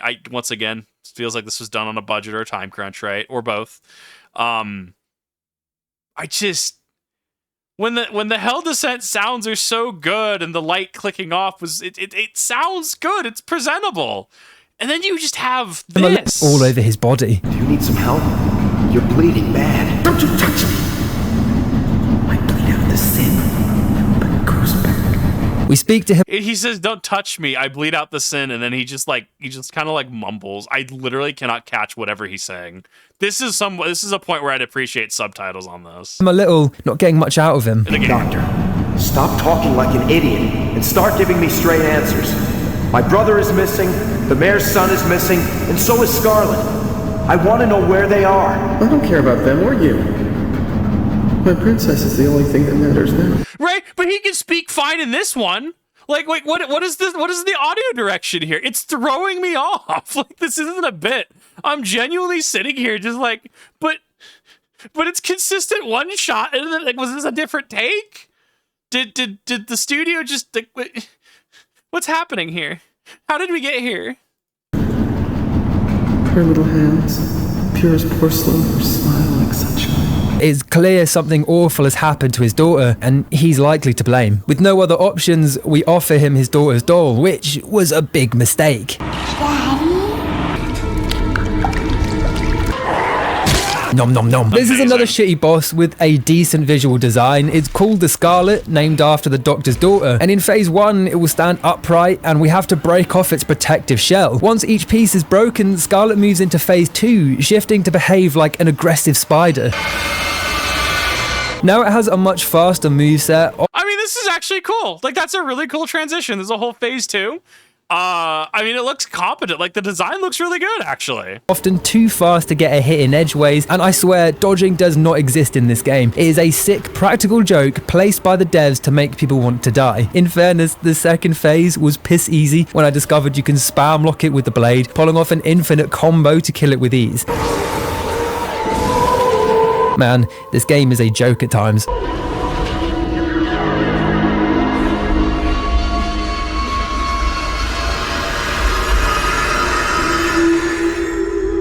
Like, you heard the vocals at the end there, right? Like how as he was finishing the boss, right, the vocals were becoming all encompassing. They were becoming oppressive, right?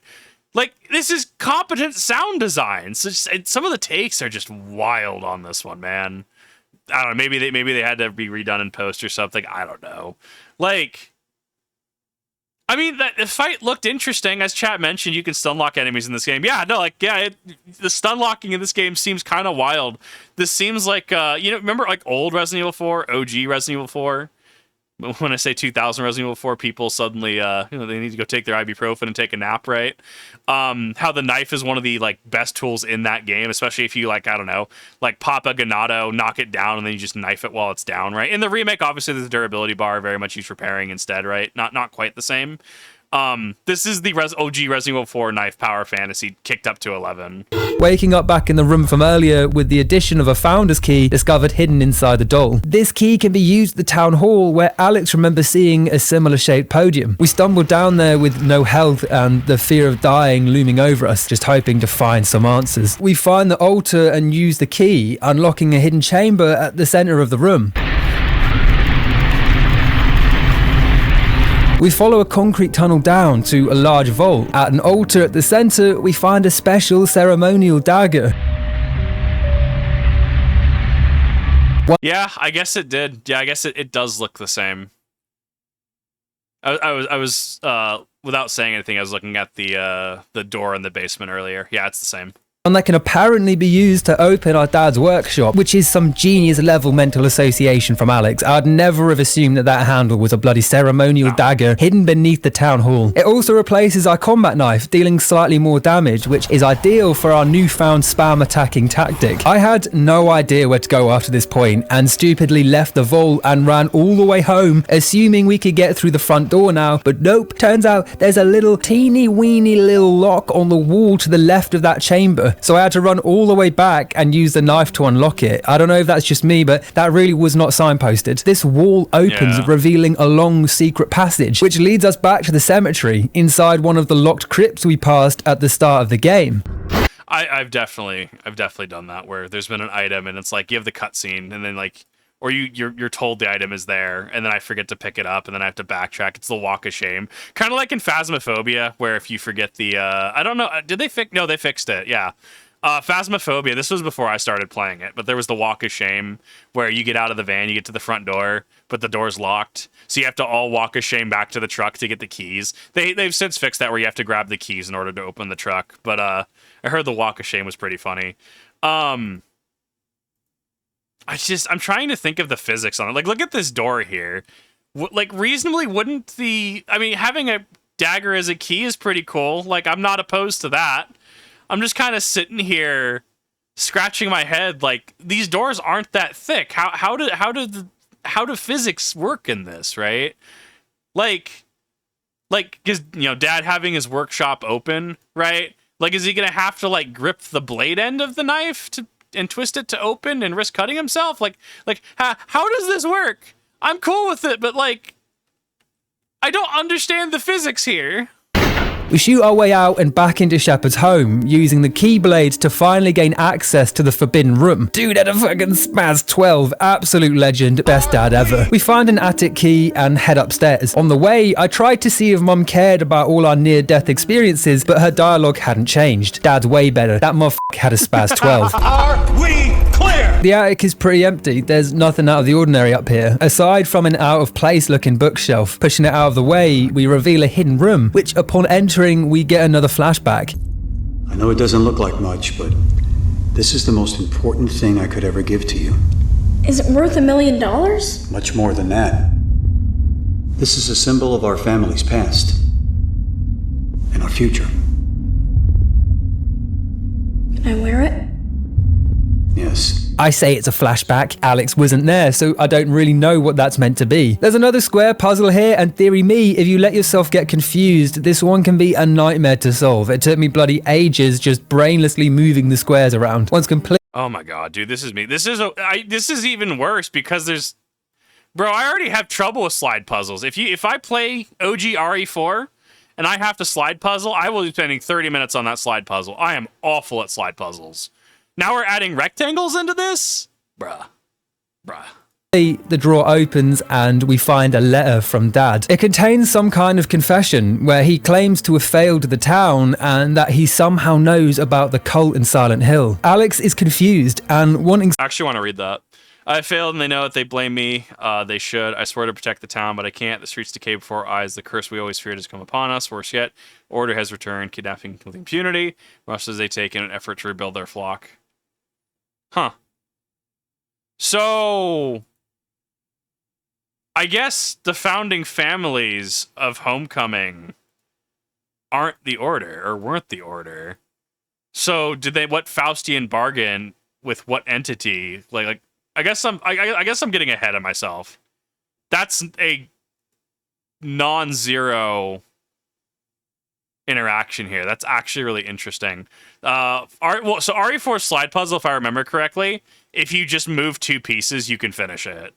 I always forget which 2 and spend 30 minutes on the puzzle. And that he somehow knows about the cult in Silent Hill. Alex is confused and wanting some answers, he heads downstairs to speak to his mum, Lillian. You don't know anything about Silent Hill. While arguing, the pair are ambushed and Lillian is kidnapped before Alex can get answers. No! Forget the shepherd pit. Let's move.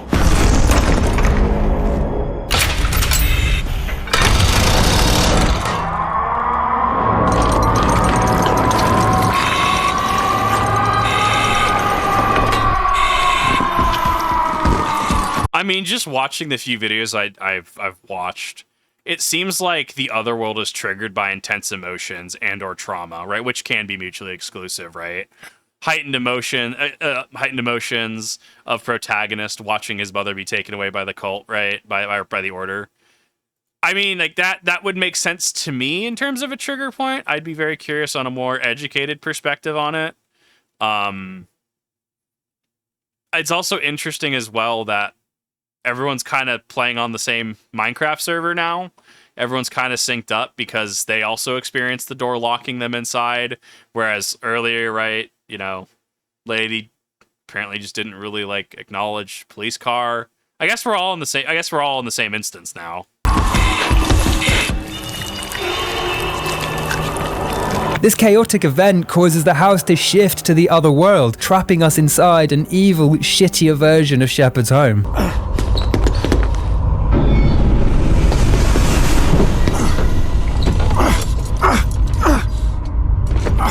Mom? The front door is locked shut, and the only way we can get out is by solving 4 distinct puzzles. In our old bedroom, we find a clock puzzle. We just had to set the time to 2:06, same as all the other clocks. This opens a window where we have to place his Robbie Rabbit doll, unlocking the first seal. In the basement, we have to bring knives we find scattered throughout the house to a butchered Schism body, including, and I am not joking, a little teeny weeny baby pyramid head knife. Oh. In the kitchen, we So this is where we saw him chopping something in the basement earlier, right? And it clearly was very meaty, right? But I mean, that was years and years ago, right? Especially if you're looking at, you know, the height, you know, camera, right? Down way lower. Are we getting follow-up? I guess this is supposed to be the alleged follow-up, right? But we don't really have follow-up here, do we? See a mannequin with 2 faces that represent our mother, and we have to choose from a handful of emotions that represent her behavior. She acts indifferent, but in reality, she's sad. In the attic, we find our military jacket and have to reattach our medals in a specific order. With these tasks complete, the door can be opened. There's also something very interesting in this level, something very subtle that you could easily have missed. Exploring the house, you find 4 different schisms, and each one appears to represent the different members of the household. One schism comes at Alex aggressively, attacking us straight away. Like, look at this attack pattern. Likely representing Adam Shepard, his abusive dad. I mean, I guess there's only so many ways something can physically move, right? But this very much does remind me of the like I was saying earlier. This very much reminds me of the stalkers from Dead Space 2 and 3. Like it's the gait, how they walk, how they attack, but that's also kind of dual wielding swords, has this style, right? And it's like, yeah, there's only so many ways you can physically move a body, right? It's a weird one for me to dissect, though. Like, I'm not opposed to it. It's just interesting to look at, if that makes sense. Attic, you can find a schism lying hopelessly on the ground, and it won't attack us, seemingly having given up on life. This schism is likely a representation of Lillian, his mother. Then, there are 2 schisms left. One can be found crouched in a corner, almost sobbing, and the 4th and final schism is in the father's hunting room. This schism has been beheaded and hangs lifelessly. Who and what those 2 represent, we don't know yet, but it can't be good. We head to the front door, and with all 4 seals activated, it can be opened, returning us to the real world.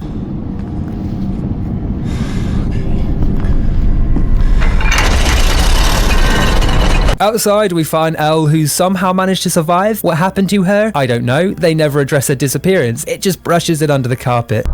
Elle, I thought you were... She's gone. Who? My mom. I can't find her anywhere. The entire town's gone. I mean, that's just awful writing, isn't it? He was literally in the middle of trying to ask the most important question, I thought you were dead, and the game literally cuts it off and never brings it up again. It's like the worst way to just overlook a plot hole. Much like... I think this actually goes into disrespecting the player's time, right? So hear me out on this one. I think this disrespects the player's time and isn't well received because we're made to care. Like we're supposed to be invested in the characters we watch, we play as, right? Lord of the Rings, we're supposed to be invested in Frodo and his journey, right? Star Wars, we're supposed to be invested in, Luke Skywalker, Han Solo, Leia Organa, right? We're supposed to be invested in these characters and their struggles, right? So that's kind of, I guess, the unspoken agreement, right? Like, why should I play this game? Oh, it's worth your time because XYZ. Okay, yeah, this, I like this character, right? Piggybacking off of that understanding, just basic, why do we watch media, right? We watch media because we like it, we enjoy it, we like the characters, right? It just kind of falls flat, right? Like, hey, it's like imagine if, I don't know, like Han Solo just disappeared in Carbonite after episode 5, right? Empire Strikes Back happens, Han Solo gets frozen in Carbonite, and then episode 6 happens, but instead of like the whole intro sequence, we cut Han entirely. It's like we have, like Luke, going to Jabba's palace and getting things set up. But the literal next time we see Han Solo is when he's trying to get pushed off into the Sarlacc pit, and he makes no reference. Like, just cut all of the Han Solo and Carbonite scenes in episode 6 out of Return of the Jedi. And that's the next time we see Han Solo, and it's never brought up again. That's a lot of context to miss, right? Maybe it's a little bit of an extreme example, but it's one of those things that I'm looking at and I go, I see why this wouldn't go over well, right? Like, I see why this would be regarded as, just at the basic level of just like, hey, would kind of like an explanation, please, right? There's a few things that feed into this. Wheeler's disappearance. Speaking of, we get on the worst way to just overlook a plot hole. Much like Wheeler's disappearance. Speaking of, we get on the blower to the deputy and ask him to secure us a boat so we can reach Silent Hill. Wheeler, I thought we lost you. You're not getting rid of me that easy. Glad to hear it. We have a lot to fill you in on. In the meantime, can you get us a boat? We're going to Silent Hill. He said it. We can go home. So the three of them hop on a boat and head towards Silent Hill. It's all a bit of a rushed, awkward segment, Even when he says we're going to Silent Hill, it's almost like a sitcom. I'm sorry. While shooting the shit, the boat is suddenly ambushed by the cult, and in all this commotion, Alex falls and hits his head on the boat, falling unconscious. Why on earth would the cult be patrolling the lake with a damn speedboat? They're meant to be fanatic, miserable survivors of a demon god, not the villains of a damn Fast and Furious movie. So I actually don't think this is a problem, though. I'm going to be contrary here. I don't think this is a problem. It's not that they're doing this every day, right? Like, we've already seen that, the situation has changed, right? Like, the game state has, for all intents and purposes, changed because, like, they kidnapped his mother, right? They weren't necessarily concerned about doing that, before, but now they're kind of mobilized, right? I'm assuming that, maybe they're going to have some ability to, overhear the radio chatter and stuff too. That being said, if the order's on high alert, right? Yeah, they're going to mobilize, a speedboat or two, and they're going to be able to intercept, someone literally coming to Silent Hill, especially if they're persons of interest, right? So I don't actually have an issue with this. If I'm being completely honest, it's definitely campy. It's definitely over the top, but like, I don't know. I think it fits personally, right? We wake up sometime later on an unknown beach. This would be Toluca Lake. We clamber up right? a rotten staircase and arrive at the edge of Silent Hill, receiving a quick call from Wheeler, who just will not fucking die. Thank God you're okay. Listen, they've taken us to the prison. It's horrible. They took Elle and they're about to... Wheeler, come in, Wheeler. What did they do?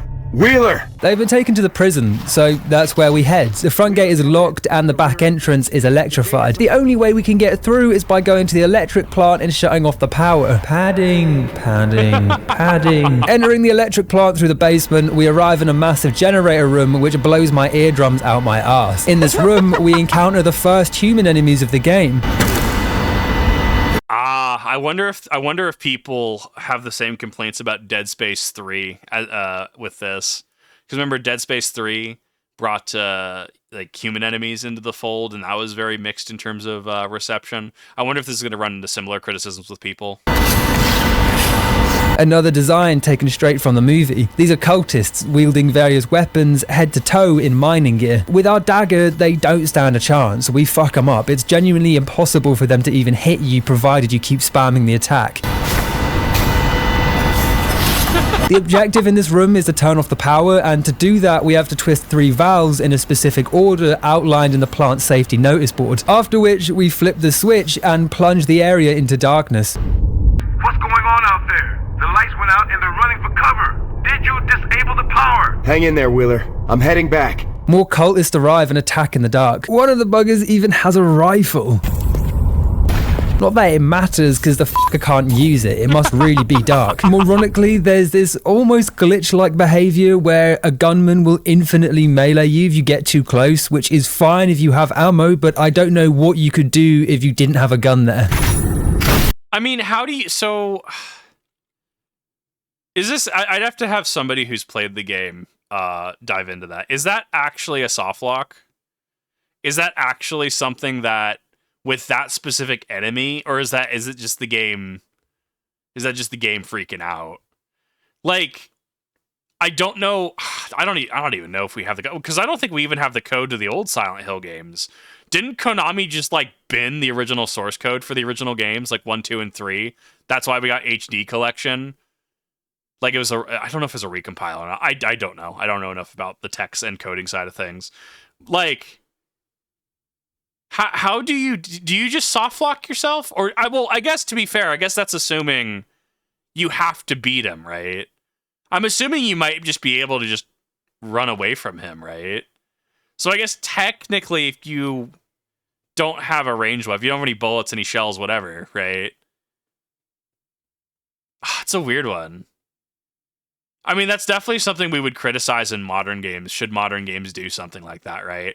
Like, that's definitely something we 100% would jump on. But I mean, obviously, this was like Xbox 360 era. Seems to be rare to, from the Times chat member have played it, it seems to get rare to get it. So it could just be a bug then. It could just be a genuine weird interaction then. Outside, the streets are dark and there's more enemies to boot. We run back to the prison and can pass through the gate now, or the gate can pass through us, I should say. Damn, it's another big boy. With the beast killed, we run round the back and enter through the only open door. Ah, prison. An ideal location for any horror game. We head through a security checkpoint and it slams shut. This is Prison 2.0, isn't it? We've been to 2 prisons in this game. It's like how, what was it? Which Dark Souls game was it? Or was it Bloodborne? Something about Miyazaki being happy because there are 2 swamp... No, it was Dark Souls 2, wasn't it? The one I haven't played. Yeah, like, hey, every Dark Souls is a swamp level. Psych, you get 2 swamp levels in this game. Behind us, letting us immediately know we're trapped. Heading through a visitor's area and into a cell block, we encounter more cultists, and you know what I love about them? They only attack in turns, and when they die, it sounds like a cute old bloke getting off the sofa. Further along, we discover 2 guards protecting Wheeler. We save his ass, and then team up against another beastie boy, messing his shit up. We backtrack to a security room and the 2 of us devise a plan, with Wheeler sitting at the helm ready to guide us through the prison. We head deeper until we reach the showers, which are overrun with needlers. You do not want to drop the soap with these bad boys around, believe me, you. Eventually, that just sounds painful. Our path is completely blocked by a sealed door that Wheeler can't open. Also, he's watching us through a camera here, but they literally didn't bother to add one to the actual hallway. Come on, guys, it's the little things. Eventually, this is actually what I've referenced in a couple games I've played, where there's like an external camera like that. I will actively search for a camera to confirm continuity because of this, because it's such a simple detail, but it's so additive. We were in a police station earlier. I guess that's fair. We arrive in solitary confinement, being confronted with the horrific sight of Lillian, our mother, in some barbaric device, like something right out of Saw. Your father and I, we loved you so much. They said we could only choose one. Mom, please, stop. Save your breath. Let me go, Alex. I can't. The device is stretched her to the point where it's killing her, and it's about to stretch even more. So she gives us a difficult choice. She wants a mercy killing. Your choice is made through a QTE, which, as you know, I'm not a big fan of. Dynamic choices are much better. Just let us actually shoot her or walk away, leaving her to her fate. Personally, I think a mercy killing in this situation is the right thing to do. It's okay, Alex.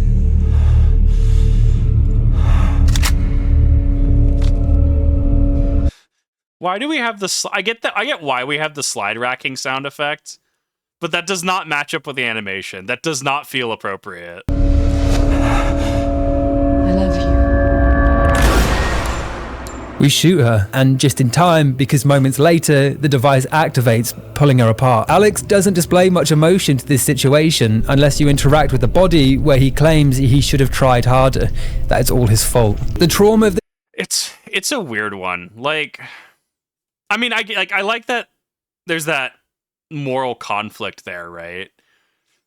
Is it better to, save her? Well, I can't save her. Is it better to mercy gank her or not? I think the moral choice there, especially with the situation given, especially because moments after, right? Clearly machine activates. I think it was more humane to mercy her, right? But, once again, we get to just a lack of feedback, right? At least when, we had James, after he took down Eddie, right? He looked at his hands. Actually, which is the same thing he does at the start of the game. I didn't even think about that until... I think it was a Fat Brett video I watched on it. Very good video. Very good channel, by the way. But yeah, that's kind of James's trauma response to that, right? I'm not saying you have to break down. I'm not saying you have to, just fall to the floor and, hit the ground, right? But, some sort of feedback, right?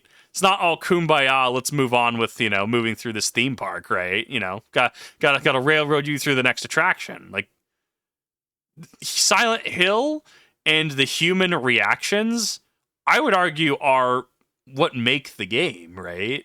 Yeah, we have the otherworldly elements, but, we see James organically reacting to Maria, reacting to Eddie, reacting to Laura, right? Reacting to the horrors around him, right?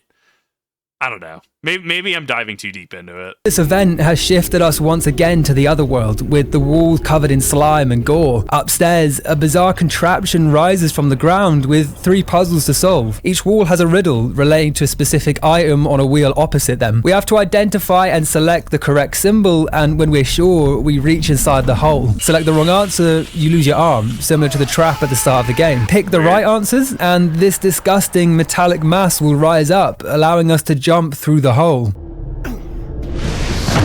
At the bottom, we meet Wheeler again, or I think you do. My game glitched out and the camera literally stayed at the top, even though I could hear him talking.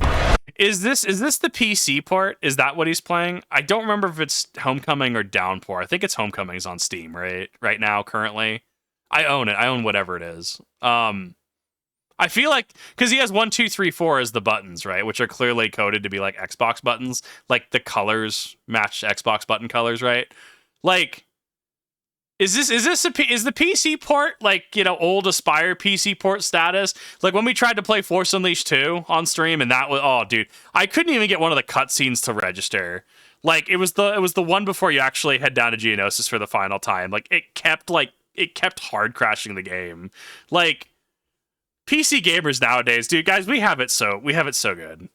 Right? Yeah, optimization's still a thing, don't get me wrong. Still absolutely could do better. We are leagues above the old Aspire port. This feels rough. Thank God you're alive.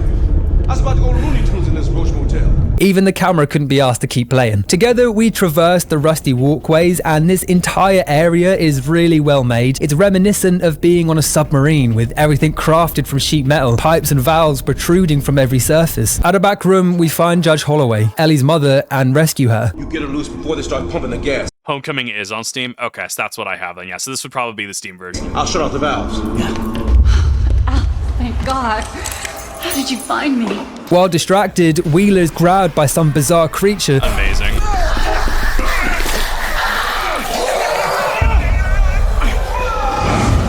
This is another boss, known as Asphyxia, consisting of multiple bodies grafted together human centipede style. It's a decent fight, balanced enough with no crazy moves or blatantly unfair behavior. The jittery walk cycle looks great. Like, that's great. I love that. When the beast is low on health, Alex literally saddles that bitch up and rides it like a prize donkey, choking it to death.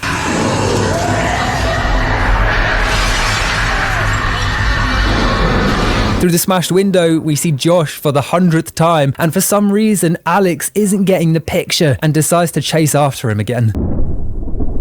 Arriving in a courtyard with a large church in the distance, a church that looks identical to the one from the movie. In fact, I'd be shocked if it wasn't directly inspired. Inside, I mean, the movie, the amount of influence this seems to be drawing for the movie, it's weird, right? Like, if it was its own canon in line with the movies, I think that this would probably be better. I feel that if treating it like it's in line with the original Team Silent games, I think is a little bit of a disservice. Like, there's a story here. There's a story here about family and forgiveness.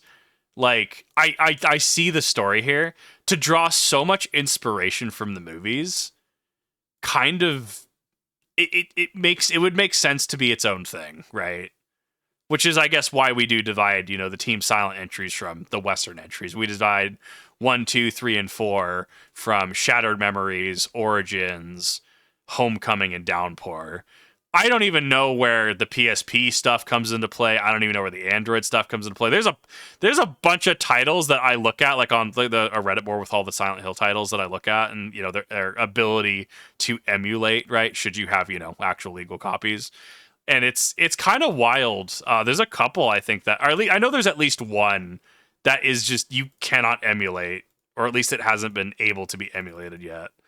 Like, there's a lot more entries to this franchise that I actually, thought there were. It's kind of wild. The soundtrack is really great. It's like a holy orchestra mixed with the regular horrific industry sounds, like they're battling each other for dominance. At the altar, we find another slot for our dagger and insert it, causing multiple slots to spring out, each one requiring a plaque that relates to an emotive term, like penance or vengeance. Clearly, we need to find these missing plaques, and so we head off to find them. Upstairs, we encounter a man in confession. I'm lost. I'm so deep beyond the reach of my faith, and I'm sinking further away. This conversation is meant to parallel the relationship between Alex and his father. In fact, the person speaking is almost certainly some kind of manifestation of Adam. I treated the dog with more respect. And when I was given a second son, the first might as well have been a stranger sleeping in our house. Here, we get given a choice to forgive him or not, which actually affects the ending of the game. Not that the importance of the choice is stressed here in any way. Whether we forgive him or not, he disappears, and in his place, he leaves the kneeling man plaque. We gather the other three with ease and find the final one on the balcony window.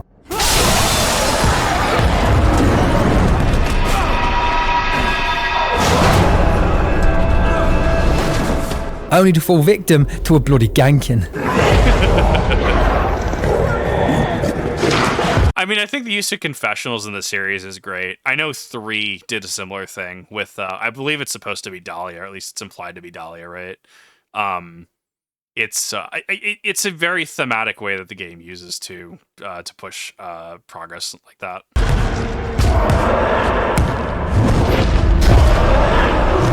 Thankfully, I saved my shotgun ammo, so I wasn't in any real danger here. At the altar, we have to assign the plaques to their corresponding emotions. Using our massive gamer brains and understanding of emotive words, we speed through the puzzle.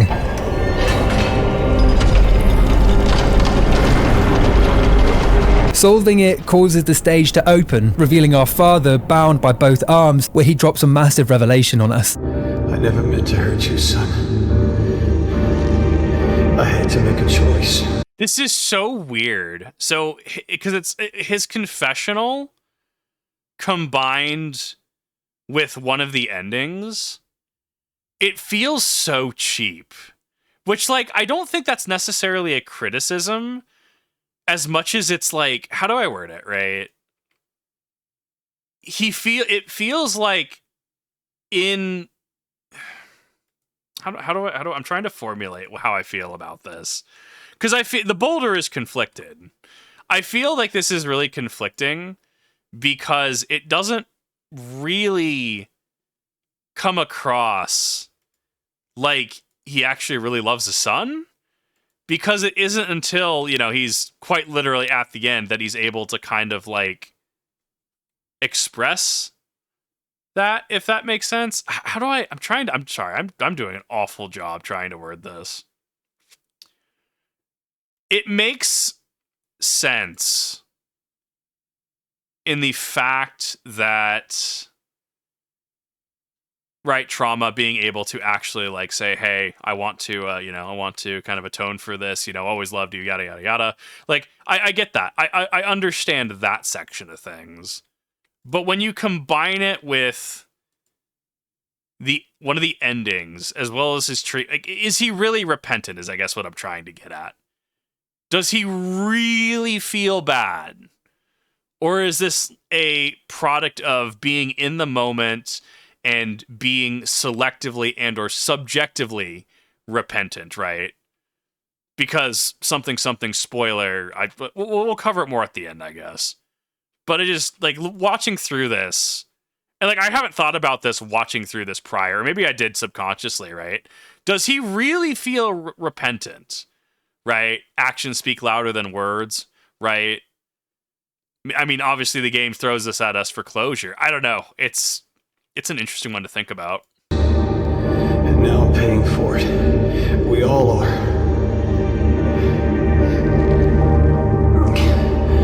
After all I've done, you still wear my old dog tags. That must mean something. What are you talking about? These are mine. I'm a soldier, just like you wanted. Alex, you've been in the hospital. I know. I was wounded in battle. No. A mental hospital. Got him! You've been there ever since the accident. We were never in the army. We were in a mental hospital after an unspecified traumatic event, and suffering from memory loss, we made up our military service. As a twist, it's not too surprising. There were constant references to mental correction procedures scattered throughout, but it's also kind of dumb. Like, where did he get the military outfit and combat knife from? Did the hospital give it to him when he was discharged? Or did he run off and buy it from a costume shop before hitching a ride at the start of the game? I don't think that he would be allowed to have his dog tags too, right? I mean, depending if he... Well, once again, I guess this gets more into later, right? But like, depending on if he is seen as violent, if he's seen as a danger to himself or others, I mean, that could also be, you know, that's a choking implement, right? That could be something that could be used in some way, shape, or form as a weapon, right? Like, it just doesn't line up, right? It just, the reveal, I get it. There's a cool concept here, but the execution feels rushed. Sure, his dad was in the military, but he arrived from out of town in the outfit. It would have made more sense if Alex changed into the fatigues after arriving home. But regardless, his time is up, because along comes Triangle Man to make some sashimi. I just bloody love that Pyramid Head randomly comes along to cut him in half. And you know what? I'm almost certain that wasn't the original plan. You can literally see the device he's tied to looks as if it was designed to pull him in half. But nah, I gotta cash in that Triangle Head, man. In fairness, part of me wonders if that's a censorship thing or if that's a revision last minute of, hey, we need to get more Pyramid Head in here. To the devs, they did add some level of depth to this scene, because if we remember back to earlier, to the doctor I mentioned at the start of the video, this doctor is Adam, is the same model. He was killed by Pyramid Head, getting cut in half in the exact same way. Taking this a step further, the schisms themselves could be a reference and appearance to his parents' death. Both of them were split in two, just like the pendulum blade. Passing through our father's remains, we head to an underground mine with living barbed wire blocking the path behind us. At the bottom, hot steam is blocking our way, so we have to equip the cultist outfit to pass through unharmed. Opening the cargo lift, who do we see other than the snarky arsehole from the junkyard, Curtis? Which is a good time to remind everyone of the weird outfit we remarked on earlier in this video. See, the game does try to build layers of depth, you have to give him that. Fixing things. It's my gift.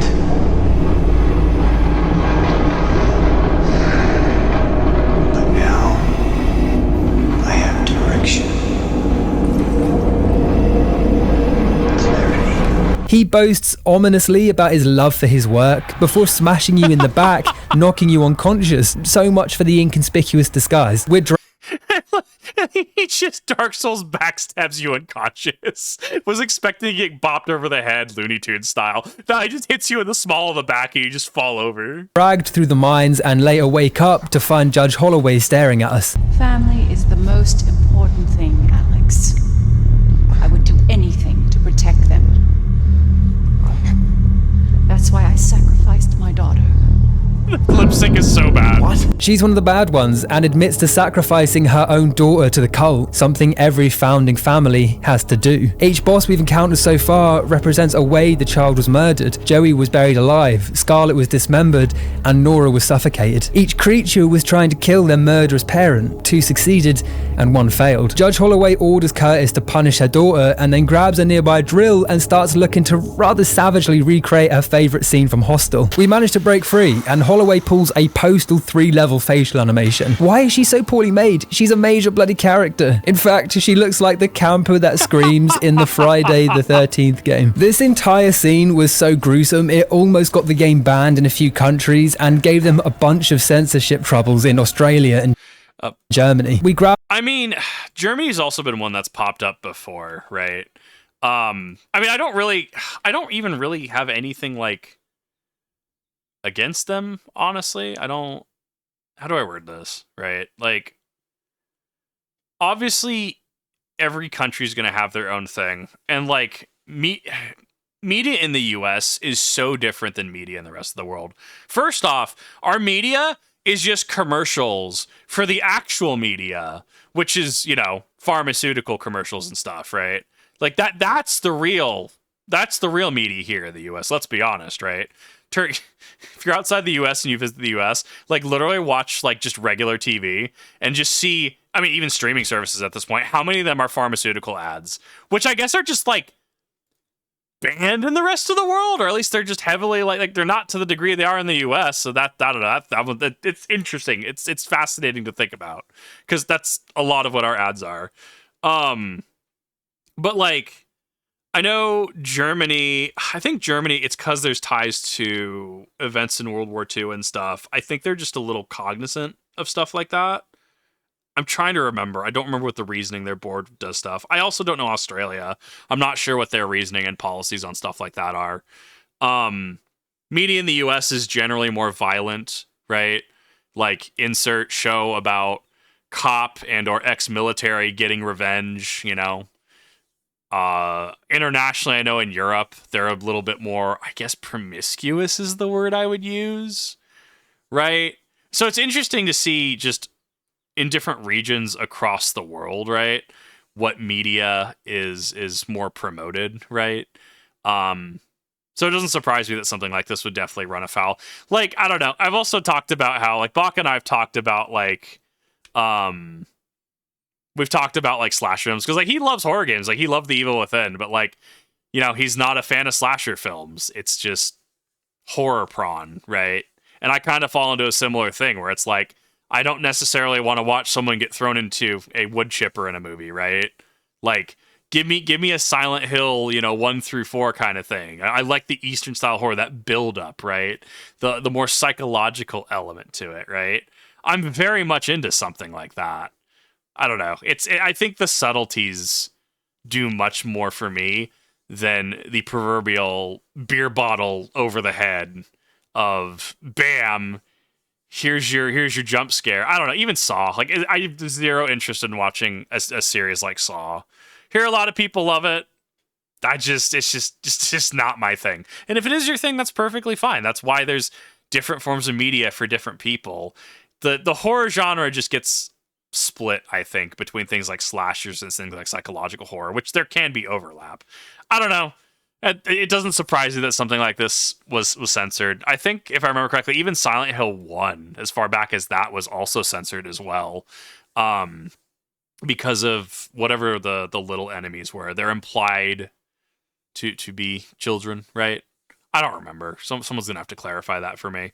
But I think internationally it was censored. Obvious reasons, at least explained. Germany has a rather hard stance on not depicting that in a glorifying way. artistic depictions and educational purposes are generally accepted. That stance has loosened in recent years in regards to video games, and they become more accepted as an art form. Well, it makes sense. It makes sense, like, when it's explained out. And I think that I'm delving a little too deep into politics here. I think the U.S. has a little bit of a problem, especially when we actually have certain groups like that actually having rallies, and that's just kind of accepted, right? So I can empathize and understand Germany's stance on it, and very much keep it to an artistic and education perspective, right? It's a weird one. I wasn't expecting this conversation to come up, if I'm being completely honest. But if I remember correctly, that's actually the reason why, like, Left 4 Dead, like, the hand was censored in Germany. I think it is released there. I don't know if Dead Space is released in Germany. I know that ran into a little bit of trouble. Moral of the story, especially because I know a lot of people who are just like, you know, they're thinking they're at that time of life. They're thinking of moving. They're thinking maybe they'll move internationally just because, you know, it sounds a little bit more like it reflects their lifestyle. Going to a different place, especially internationally, doesn't necessarily fix all issues. Especially if you partake in a little bit of a relaxation, stuff. That doesn't fly internationally, as it turns out. There are a lot of countries where you will just get in trouble. Moral of the story, do your research. Grab our knife from the table behind us and head off to save Ellie before it's too late. In a different torture chamber, we find the remains of an officer with a pipe lodged through him. Clearly, this area is where all the missing townspeople have ended up. We grab it and continue through the halls with the echoing sounds of screams ringing out. After fighting a bunch of cultists, we discover Elle, with Curtis getting ready to dice her up.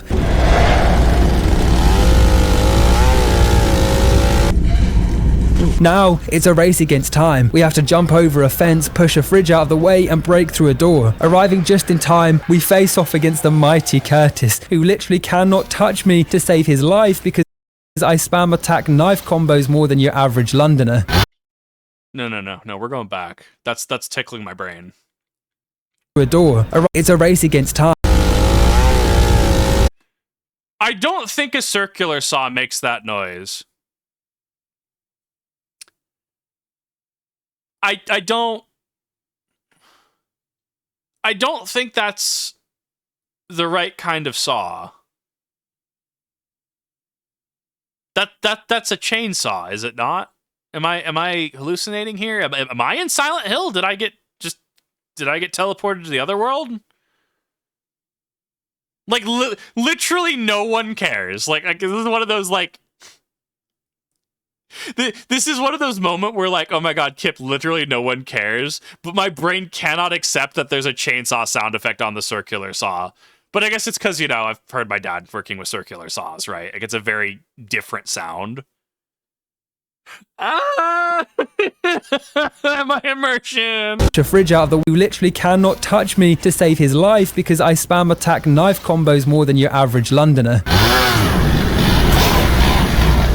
We free Ellie and make our way out, even running into Wheeler again, which makes no sense. The man cannot die. Hell, he's not even dead now, and he's been turned into a pincushion. We can let him bleed out or give him a med pack. I obviously gave him the med pack in anticipation of more slapstick, but he just sits there gasping. He never says anything. Okay. Dude, that med pack has some good stuff in it. I feel like the devs were confused at what to do with this lad, unless having him just randomly turn up was a running gag within the dev team or something. We tell Elle to leave the mine with Wheeler and set off alone. In a large room, there's one last puzzle to solve. We have to spin wheels to make the two symbols represent the family's purpose and method of execution. Thankfully, the doc left his medical pad and pill pot where he was standing, so we know who belongs where. Thank God. Like when I'm about to pull off a ritual, I always pull out my play button and mic and leave them on the floor. You know, it's just what you do. You got to flex your profession. After solving the... That choice means nothing. It was a pointless part of the game. Honestly, yeah. Like, I agree. Like, the sound alone one tells you that this is done on a budget. It very much feels like the story and plot elements are starting to fray at this point in time, right? Like, what's-her-face disappeared for a bit? Nah, we're just gonna gloss over that. Like, dude is literally a pincushion. You give him the med pack and he just, like, that's all his dialogue until technically one of the endings, right? It's like, it's, you know, I'm I'm less like appalled and more impressed that this game even exists, right? You could tell me that this game, from inception of we need to make a game to finished product releasing on store shelves, including distribution and stuff, you could have told me this the entire process of this game was about, 12 months? And I wouldn't be surprised. In fact, I'm actually impressed that there's a game at all at this point. In a modern day where, Netflix just cancels, projects left and right, we have game studios like, oh, well, we were working on a thing. What was the thing? Something Microsoft was pitched in ODST2 that was going to be Helldivers-esque back in whenever that was a thing. And they're like, nah, it'll be fine. And then, Helldivers 2 comes out, and it's a success. And it's like, now you want to say something, Microsoft? Like, you literally could have had this success. What? Why are we rewarding you? Puzzle, we head through a large pair of doors into some kind of ritual chamber. It has 4 altars, each one relating to the founding families of Shepherd's Glen and naming their 4 generations of sacrifices, including our family. And upon closer inspection, we discover our name is the most recent sacrifice. Dad never lets us out on the lake. Not you, anyway. Dad thinks you're a little baby who can't do anything on his own. Bro, I get sibling, don't get me wrong. Like, me and my sister have our arguments. Like, this is some next level edge. Like, wow. Oh, yeah? Then why'd he give me this? What is that? That's Dad's ring. What a piece of crap. It's not. It's worth more than $1 million. That's why Dad gave it to me. Give that back! Give that back! I'm starting to see why his father wanted to sacrifice. As dark as that sounds.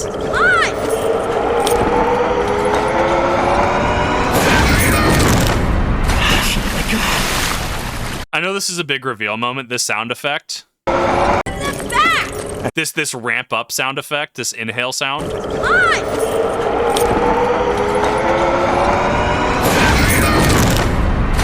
I'm pretty sure that's a stock sound effect. At minimum, I've heard Barrow Whites in Lord of the Rings Online do that exact sound. I'm 90% certain. 100% budget game. Yet another revelation. It was us that killed Josh by mistake while fighting on a boat. Adam openly admits that Alex was the selected choice for sacrifice. But after the death of Josh, rather than lose both children, Alex is sent to a mental asylum, breaking the cult's pact. The fact that Josh was dead all along was obvious. Anyone could see that coming. But the fact that Alex accidentally killed him and that Alex was the intended sacrifice was kind of a clever twist. Freak if he finds out. I think it's great. I think it's obviously that parallels him falling from the boat earlier, hitting his head, but obviously this being a fatal version of that, right? Yeah, I think it's neat. What we also, we talked about earlier with the whole, why is he literally, in fatigues getting into Silent Hill? Would have made more sense if he literally changed once he got over. It's not Silent Hill 2 all over again is the problem. Because it's not supposed to be. We'll cover that more in the endings. This explains the coldness of his home life. There were no photos of him at all. He was never considered part of the family. They had to be cruel and keep their distance to stop themselves becoming too close. Both his parents being split in half could even be seen as symbolism for the duality of his parents deciding between which of the 2 children to sacrifice. So much. That's it. Could only choose one. At the time of Josh's death, Adam's watch is shown and it's 6 minutes past 2. This was the moment the wrong child was sacrificed and the pact with the gods broken. What a wild detail that I never would have found out unless he mentioned it. Seemingly freezing time on the spot for Shepherd's Glen and explaining the countless references to the number 206. Returning to present day, in the chamber, our trauma has caused the world to shift, and from the roof, down drops the final boss.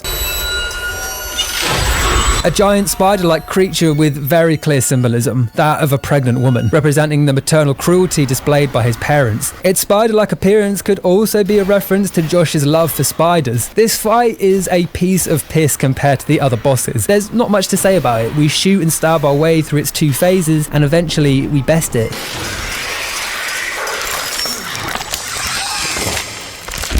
Here, Alex... It's supposed to be horror, but it comes across as comedy more than anything to me. It's wild.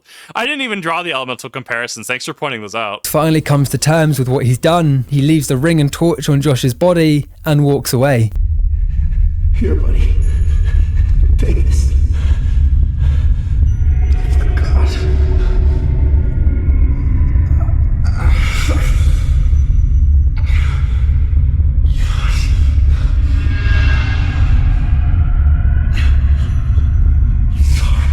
Now, there are 5 different endings to Homecoming, depending on the choices we make. Each ending unlocks a different outfit, and they're all awful. Spoilers. The good ending is remarkably shit. We leave the mines, find Ellie, give her a hug, and walk away. What you see in there?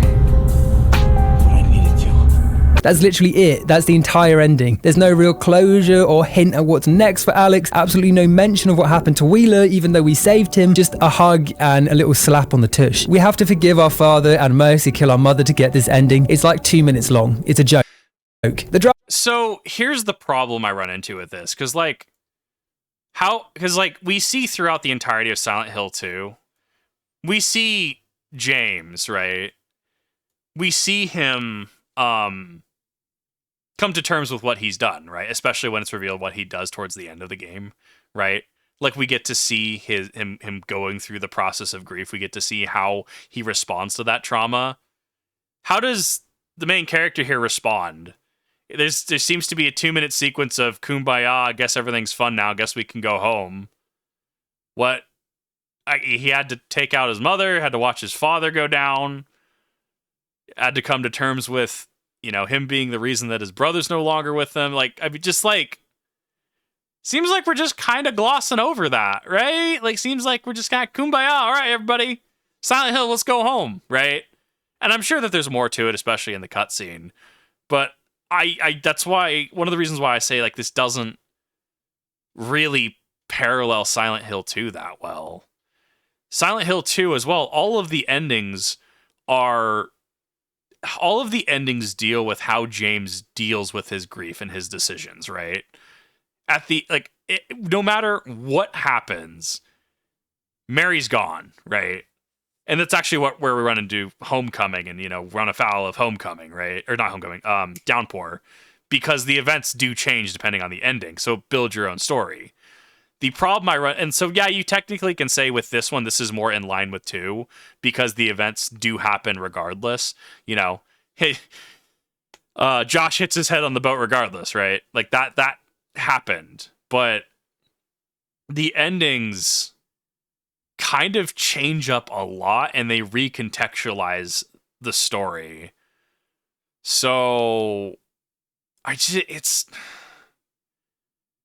it's a weird one for me. This specific ending is also why I say, is his father really repentant? Or is it kind of an act being at the end of his life, right? Is it something that's supposed to... Is it a selfish act to make him feel better? Or is he actually repentant? Drowning ending is a bit different. In this one, we wake up in a bathtub and Adam comes in, thanks us for the sacrifice, and drowns us. Your sacrifice will save us all. Joshua will be safe to carry on the family name. It's a super short scene, so we can't infer much from it. It could just be Alex imagining what his fate could have been, or it's implied that the entire events of the game take place in Alex's head, and that he never killed his brother, and that he was the sacrifice all along. I don't know. There's also no... how do you interpret that? Because we literally see in the game, his father gets, speared by Pyramid Head, right? How do you reasonably interpret this? What conclusion do you come to? Was it all in his head? Is this if it's all in his head, obviously theme of mental health, correction, etc., right? It just, what was the point of the game? Right? Make your player feel like their time was respected and well spent? I mean, at that point, it just kind of sucks because it feels like you just got the bird flipped at you. Bro, it was all in your head.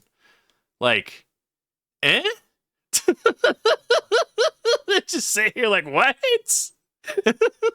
I don't know. It's a bit of a weird one. Like, where contextually does this fall? I guess contextually this would fall into before any of this, before the boat ride, right? Is where that would have to fall into. No context to this ending. We go from saying goodbye to Josh in an altar underground to being drowned in your family home with Josh alive. You get this ending by Mercy killing your mum, but... I'm sorry, I don't know when I hit my 8. My question mark emote has been on screen this whole time, hasn't it? Choosing not to forgive your dad. In the third ending, we wake up in the same hospital room from the start of the game, room 206, only to discover that the events were in Alex's head, and that he's still in the hospital receiving electroshock therapy until he accepts his reality. It's not working. I didn't go anywhere? No, Alex. And you won't be going anywhere until you can start to accept reality and responsibility. It's so on the... I have 14 open the other monitors, but I didn't notice. Sorry about that. I don't... Like, once again, like, this isn't... This screams as rushed for time.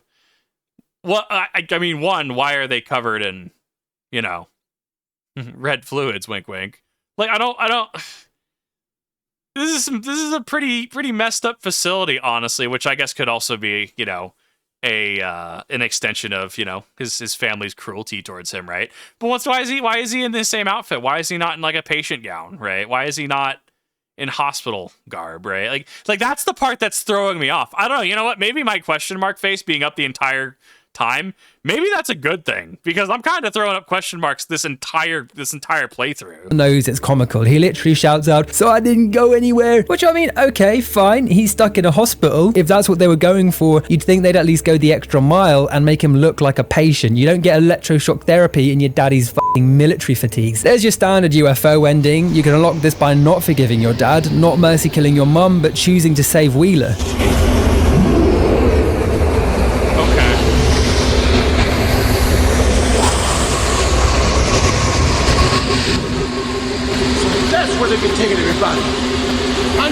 His entire existence is just to facilitate a meme ending, which really hammers home the dumbest part about the different endings. The unlock criterias don't have anything to do with what happens afterwards. The endings are just randomly distributed across the different choice combinations without any thought, I swear. And that's the problem, right? Like, Silent Hill 2, it makes sense. Like, oh, you get the good ending, right?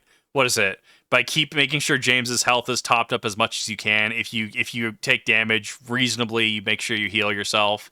You have to not spend as much time with Maria, therefore not being tempted, you know, by Maria, by the town of Silent Hill, by his inner urges, right?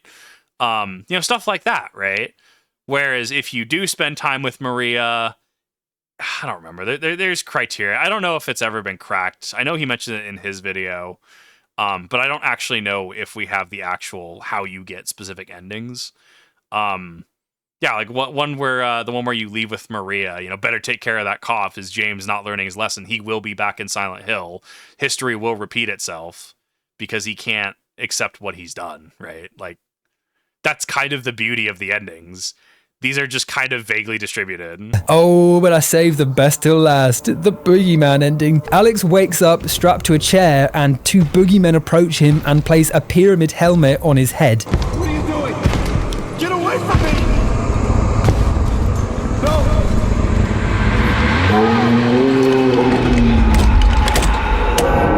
Then Alex becomes a boogeyman, letting out a Darth Vader "no" for effect.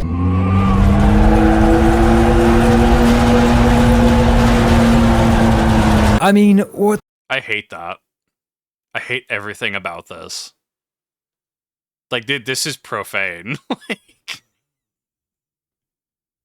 this makes much more sense if you play it with understanding, or if you go through this understanding that this is very much just like extensions of the movie. The f*** were the developers thinking? It's an absolute bastardization of an icon. And are there roids in that helmet? Why has it made him swole and tore off his jacket? Is that literally all the triangle was? A massive roid intravenous? Probably. It goes without saying that this is an awful ending. Humanizing Pyramid Head is stupid. It's like the developers thought that all the fans wanted to see was more Pyramid Head, no matter the context or what it does for the character's legacy. The entire appeal of Pyramid Head as a design was that he's entirely human and entirely non-human at the same time. time. No one wanted any context for what's underneath the helmet because it ruins the beautiful mystery. It's shocking that this crap was greenlit.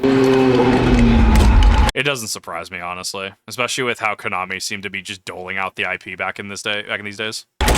The endings are all over the place. They're poorly made, there's no consistent themes, and they leave us with more questions than answers. I think what I hate about these later games is that they can't decide on a theme and just stick with it. Major spoilers here, but what was great about Silent Hill 2's ending was no matter what, James always kills Maria. The only effect our actions had throughout the course of the game was changing how he reacted to this after the fact. It's almost like there's a fear of people not liking the decisions, and so they throw in a bunch of random crap hoping to please all camps, but a friend of all is true friend to none.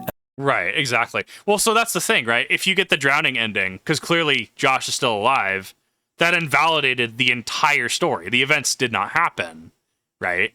So therefore flying in the face of, you know, relation to Silent Hill 2 and how it did its endings. And that is true with video games as well. To summarize my experience, between the extreme technical issues, the painful combat, and the awful concluding segments, Silent Hill Homecoming is, in my opinion, the worst mainline entry. You are, of course, welcome to love it. That's the beauty of having an opinion, you contrary little bitch. It has its moments where you think, hey, you know what? This is well thought out. This design is creepy. If you were to take the best parts of Downpour and the best parts of Homecoming, merge them together and cut out all the shit, I think you'd be onto a real winner. I always go into these videos with the aim of enjoying the game. I never go in looking to bash something people have worked on, because making an entire video game is always an extremely hard task. There's just something about Homecoming though. Every time I found myself enjoying it, something would happen, some dumb, poorly thought out boss or decision that would pull me back to finding the game annoying. I thought you were... Stop interrupting me. In my previous video on Downpour, I concluded with my wishes that Konami would stop sitting on the IP, and in the following week, much to my surprise, it was leaked that there are apparently 3 Silent Hill games in development. This is alleged and unconfirmed, but Konami did issue a copyright takedown on the leaks, which likely wouldn't happen if it were a fabrication, but still, take this with a pinch of salt. There's apparently meant to be one mainline entry that people speculate could be set in the UK, which, if true, I'm more than happy to lend my voice as an actor. Bloody geezer over there got a pyramid on his head. F***ing nonce. I actually kind of want to see this as a game, though, like, unironically. Someone please sample that as my audition tape. There's also meant to be a Silent Hill 2 remake underway by Blooper Team, creators of Layers of Fear and The Medium, which, you know, meh. I don't really see why this needs a remake. It still holds up really well. They just need to make it bloody playable. I'm actually curious. I don't think he made a video on it. I don't think he's going to make a video on it.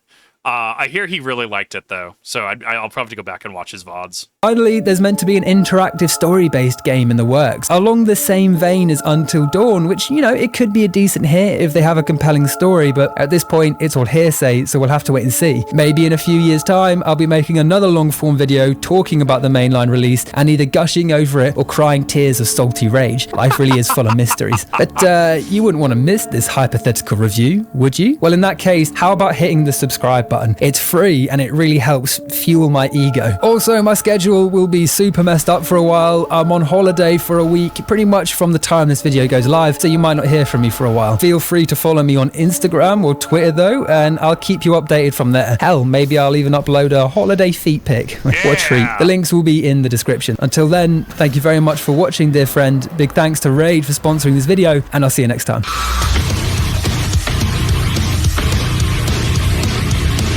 Sub for feet pick. I mean, honestly though, like I had a lot of fun with this. I thought this was great. I thought that there was a lot of good to this. I thought that it was a really good way to spend about 2 hours, well, almost 2.5 at this point. I don't know how many of these I'll do, if I'm being completely honest. This is just one of those things where the longer ones just take a while to make. Unfortunately, just I have to have a pretty hectic upload schedule. But it is very cool just to kind of sit down and just, you know, watch some of this. You know, he makes great content. I absolutely recommend his other Silent Hill videos. I recommend just the videos he does in general. I've enjoyed pretty much all of them. Just some really good content. Definitely go check out Totally Pointless TV, especially if you have not. Thank you everyone for watching. I really do appreciate you spending the past about, 2.5 hours. And I'll see you all in the next one.